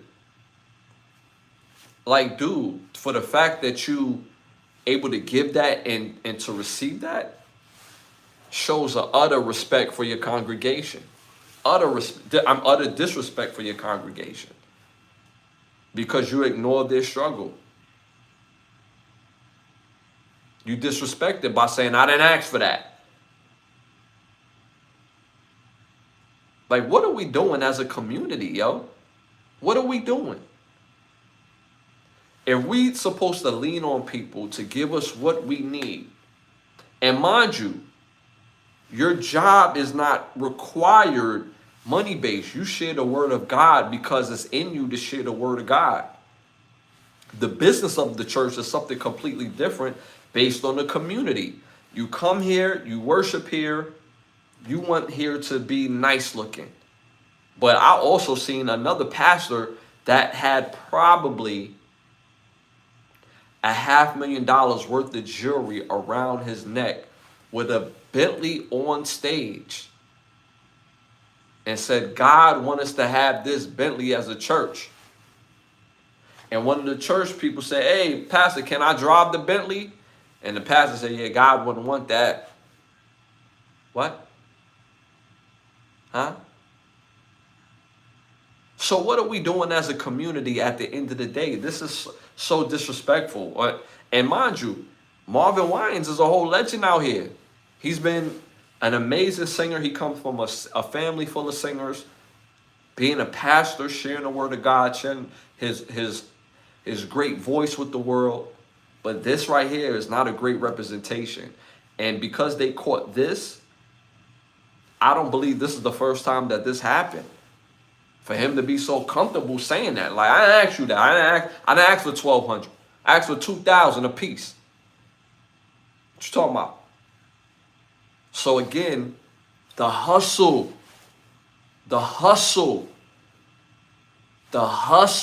in a space and a place where the time the economy is just F the hell up.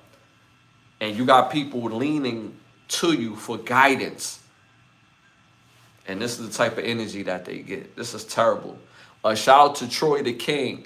Pimping pastors. Facts. Pimping pastors. Facts. Right man is good looking. I'm trying to tell you. Amen. So be careful who y'all give y'all energy to, who y'all look for some sort of resolution. Sometimes people that don't even know you could give you things and jewels in your life in passing that kind of sit with you, right? And those are the type of people that you kind of look for something just to get something that can help you get through the day or get through your week. And it comes from the craziest places sometimes. Let alone the pastor of your church who you expecting it from. Just tells me he been getting fat for too long. He got too comfortable. So that's how I feel about that. Shout out to Mr. Ripped in the building. Appreciate you for tapping in. Hit them likes, hit the 100s. Again, with the terrible jokes, man. I have to say this. I love a good joke, but when y'all reference Marcus Houston, y'all let me know how old y'all are when y'all reference Marcus Houston. I don't know people at that age that crack terrible jokes. You know what I'm saying? I'm just saying. It's true someone give you a reason to have a meaning, can't trust everyone. That's a fact. You saying you 34 in the chat? Okay, but you still like, you get where I'm going with this. You know what I'm saying? I'll look it up. This is him. Okay, I feel you. But again, I gave y'all something more to lean on with Marvin Winans. I said Waynes. Winans. He's a Winans. I've been saying Winans the whole time. It's Winans. Marvin Winans. For those who don't know about the Winans family, matter of fact, his sister was on an episode of Martin, if y'all familiar with Martin, where the guy took over Martin's show and was going to blow the show up. His sister is I can't think of her first name, but she's the Winans on that show. In that episode, the lady, I can't think of her name. Oh my goodness, she's a legendary singer. All right, y'all, moving on to our next hot topic.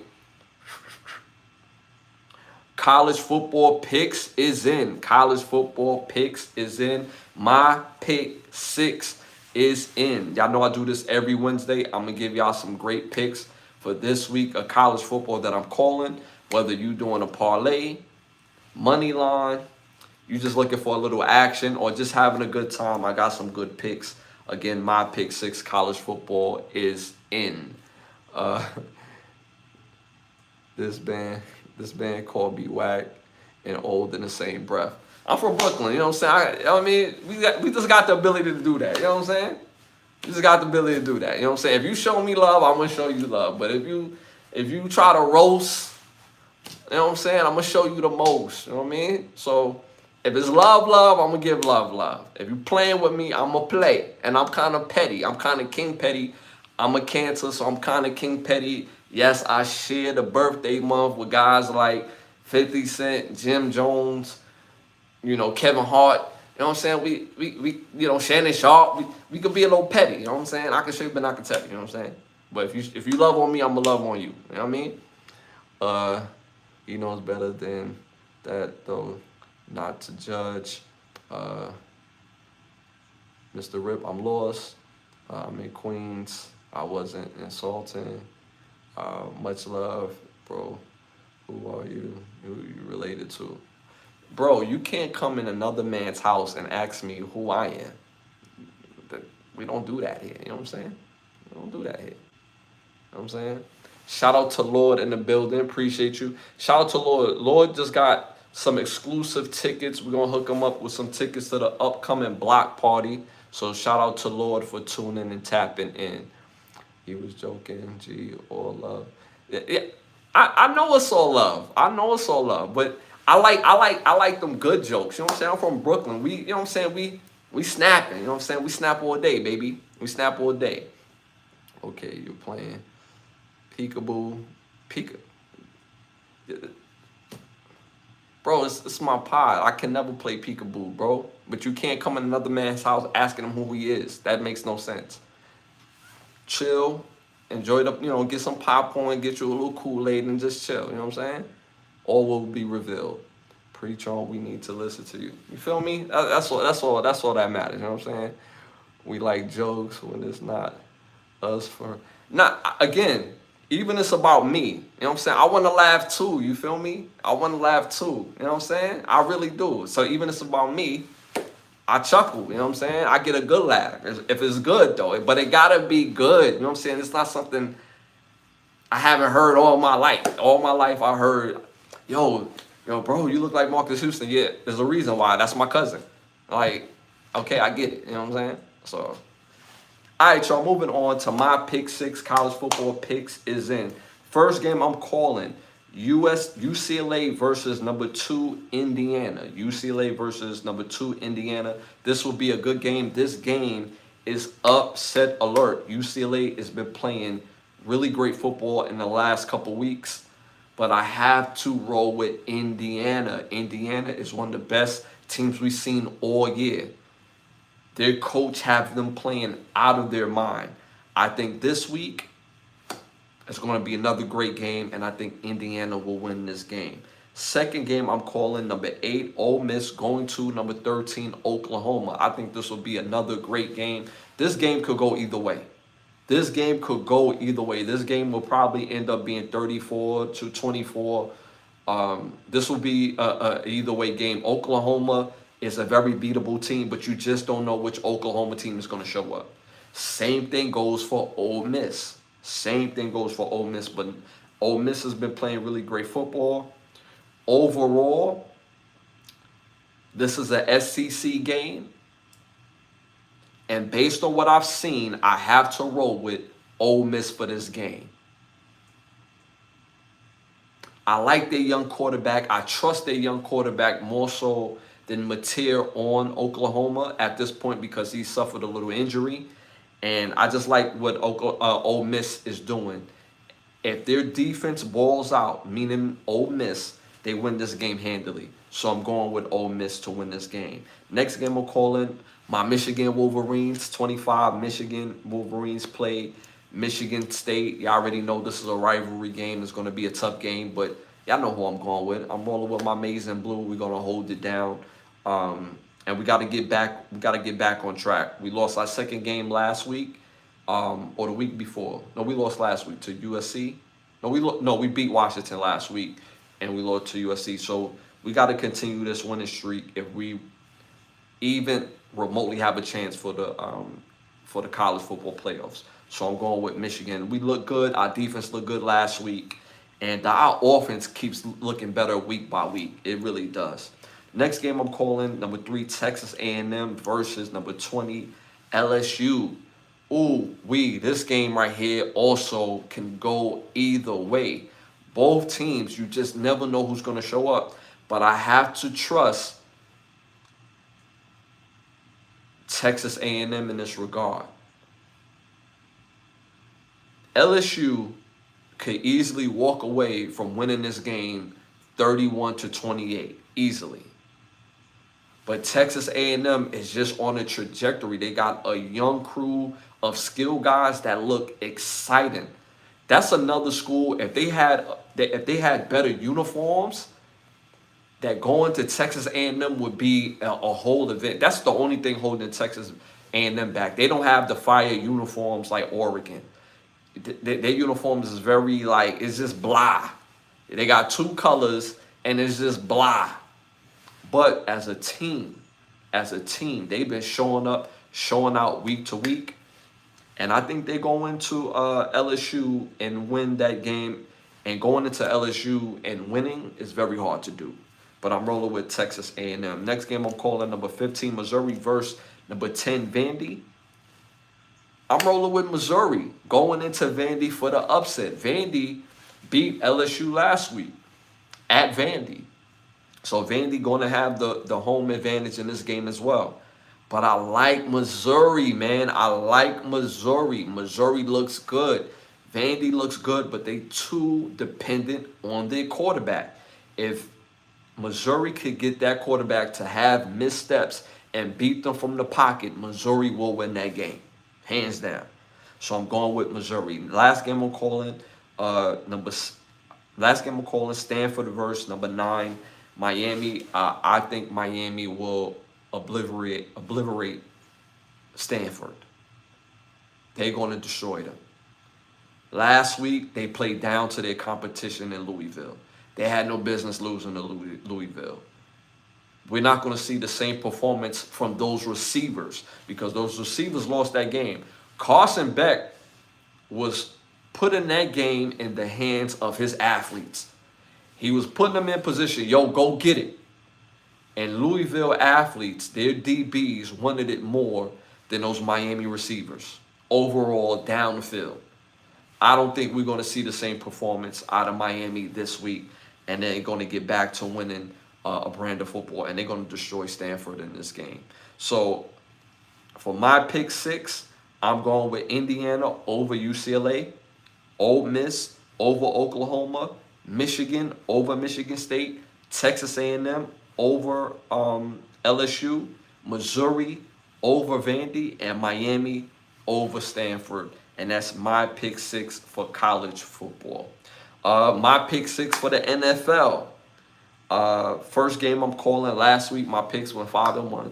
This week I got the Vikings. I'm calling the Vikings versus the Chargers. I'm going with the Chargers. The Vikings has been playing really good. Wouldn't surprise me if the Vikings won this game. But the Chargers is you just never know who's going to show up. But they need this game. They need this game. This is the game that's going to allow them to either play in the playoffs or not. They need this game. So because of the form of desperation is so heavy for the Chargers, I'm going with the Chargers to win this game. Next game I'm calling Jets versus the Bengals. I got the Bengals winning this game. I think the Bengals found footing with Flacco last week, and I think it continues against the Jets. The Jets just been an inept franchise. They took a step forward this year by having nice uniforms. Their uniforms is nice now. Aaron Glenn haven't found his footing with the defense nor the offense. And I love Aaron Glenn for being the head coach for the Jets, as far as him being an old school Jet and that mentality. But quarterback play matters. and I was rooting for Justin Fields, and I still root for Justin Fields. But his time is over. It's over. As far as with the Jets, as far as a starter. What the Jets need to do, because I did it in my Madden, I don't know if it'll work in real life, but I think it will, because it worked for me in my Madden. Trade for Shador, man. Trade for 12. Trade for 12.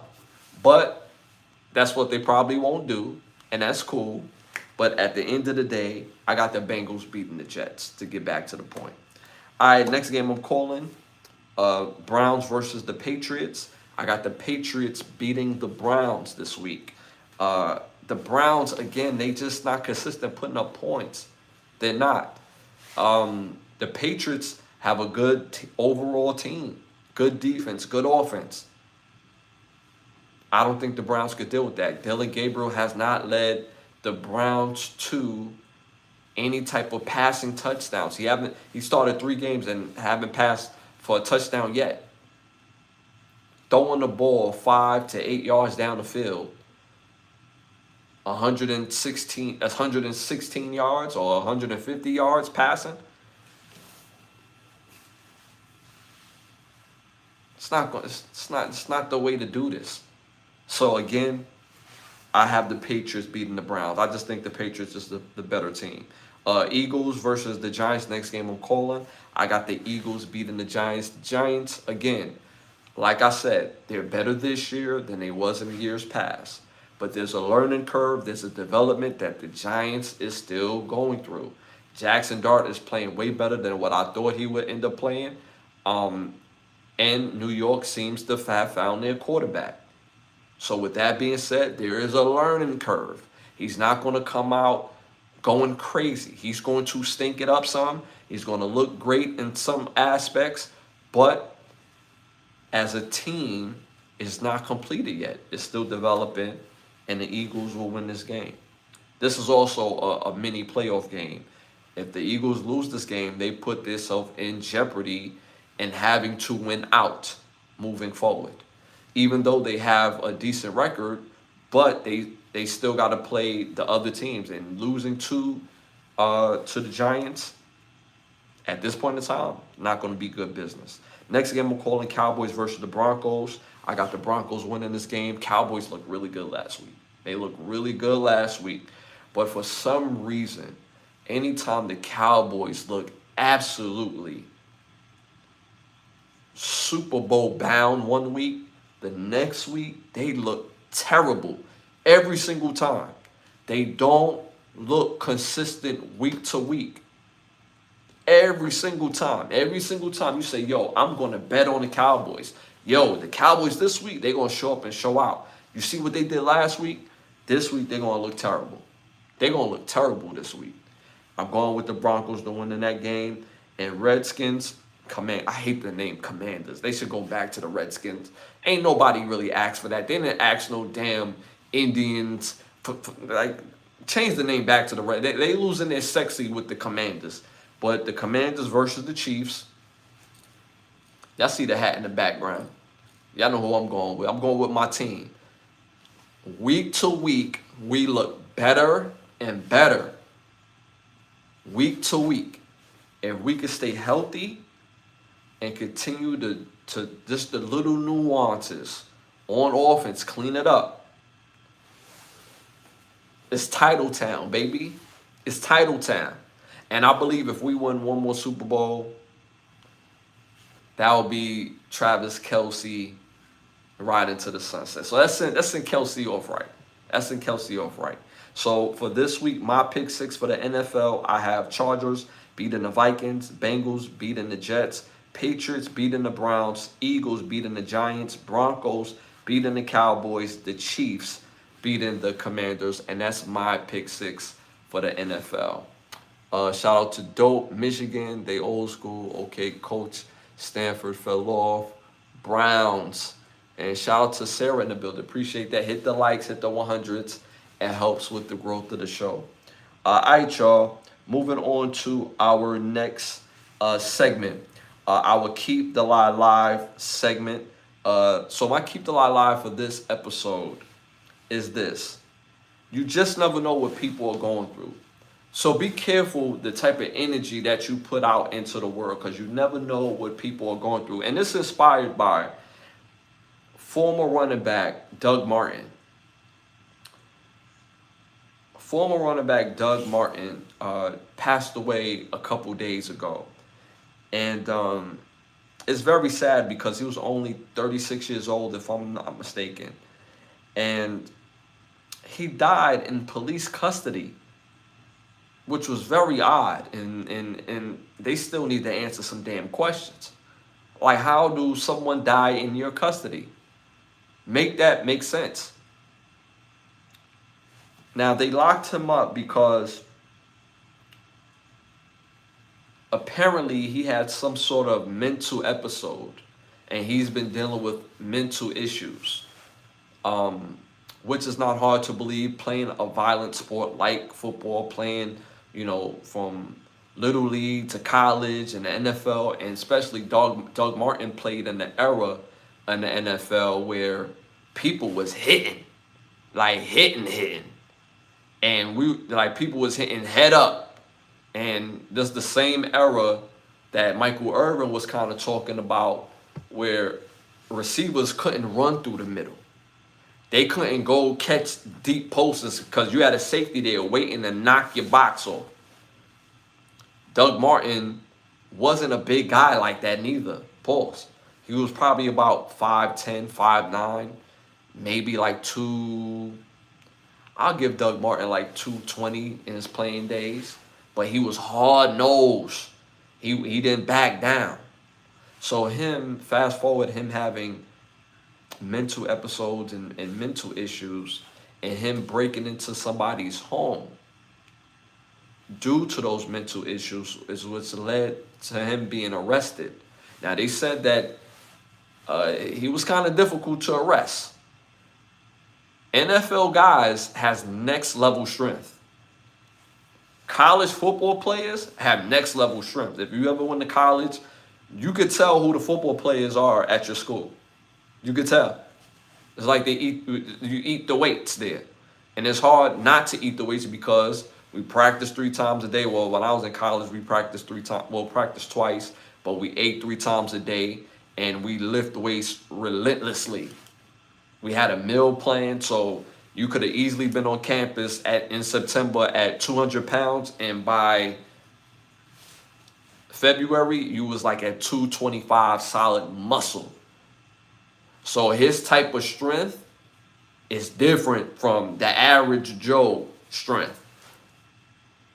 But how do that lead to him losing his life in police custody?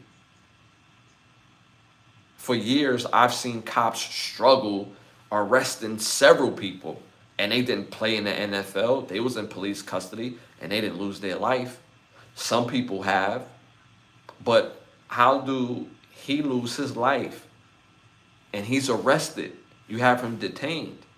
Because when they say in police custody, that means he was in detainment. He was already detained. They didn't say in pursuit of detaining him, that he was detained. So how do he die in police custody? So these are questions that have to be answered in the coming days, because that doesn't make sense, regardless if he had a mental episode. So at the end of the day, we have to be very careful of what we put out into the world, because you just never know what people are going through. You ever been in a situation where you have said something to someone and it wasn't even nothing serious, and they took it to a whole nother level, and you like, whoa, whoa, whoa, whoa, whoa. It wasn't that serious. I was speaking from this particular place and that point of view. You took it all the way left. The reason why they took it all the way left, because it had nothing to do with you. They took it all the way left because something that they was dealing with all day long, it was their final straw. And you just happen to be the person there. So a lot of times, most people that get hurt is the people that are the nearest to you. So again, how do you lose your life in custody of the police? How? Especially if somebody's having a mental episode. They're not there. If they was in their natural state of mind, this would not happen. How do we know that? Because we've seen 30-something years of him not going through that, or 20-something, whatever the case may be. We've seen him not go through that before. We've seen him make it to the NFL. So how can the NFL draft somebody that's that sketchy in personality, where they can't get along with, but y'all can't deal with him as police? How do that work? So be careful what y'all put out into the atmosphere and the energy in the world, because you just never know what people are dealing with. And sometimes some things is like, yo, regardless of what happened, that got nothing to do with me. There's an aspect of that too. There's a definite aspect of that too. But we still have to be careful what we put out, because you just never know what people are going through. And that's my Keep the Lie Alive for this episode. Appreciate y'all for tapping in. Shout out to Travis J for tapping in. Hit them likes, hit the 100s. Appreciate you for tapping in. Also, this is the 100. This is our 205th episode. And again, I appreciate y'all for tuning and tapping in. Hit them likes, hit the 100s. It helps with the growth of the show. And tap into the membership portion of the page. Different members do get granted different access. Just make sure you tune in. Links is in the bio. Also, shout out to our sponsors, which is OUV Records and Button Snaps. If you're interested in becoming one of the sponsors of the show, you can hit me on my Instagram at Ashley Lovechild. Also, the presenting sponsor, which is Button Snaps, where you get the finest of movies, shows, documentaries, and original content for your viewing pleasure of $4.99. Again, that's Button Snaps. That's the word button, hyphenated sign, and the word snaps.com. Again, that's the word button, hyphenated sign, and the word snaps.com. Again, we're a little over 11,000 subscribers. We're on the road to 20, so help us continue to get there by, again, like, subscribe, and sharing. Hitting that all notification bell, because I do pop up throughout the week. Also, tap into the Can the Brothers Get a Rap podcast playlist. Got over 500 rewatchable videos, great subject matters, great conversational starters. So make sure you tap in to those, to that playlist. What else we got going on? Got some new music cooking up. I'm cooking up crazy, so I can't wait for y'all to hear that new music. It's so fire. Working on that new album. And I'm working on the new comics that I've been telling y'all about. I have such a passion for comic books and comics and animation, and been working on my very own. And this is like a baby to me, you know what I'm saying? So I can't wait to share that with y'all as well. So be on the lookout for that as well too. If this is your first time tapping in, again, I am your host, Ashley Lovechild, and I want to thank y'all for tuning and tapping in. I'm on every Wednesday and every Sunday, 10:30 p.m. Again, every Wednesday and every Sunday at 10:30 p.m. I feel like I'm missing one last thing.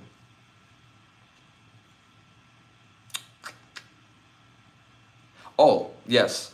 The Overstand podcast will be back very soon. We got done with a couple new tapings, so be on the lookout for the Overstand podcast as well. I release that normally every Monday, so be on the lookout. Just have some dope guests on there, so I can't wait for this to drop. And be on the lookout for that as well, of course, on the same channel.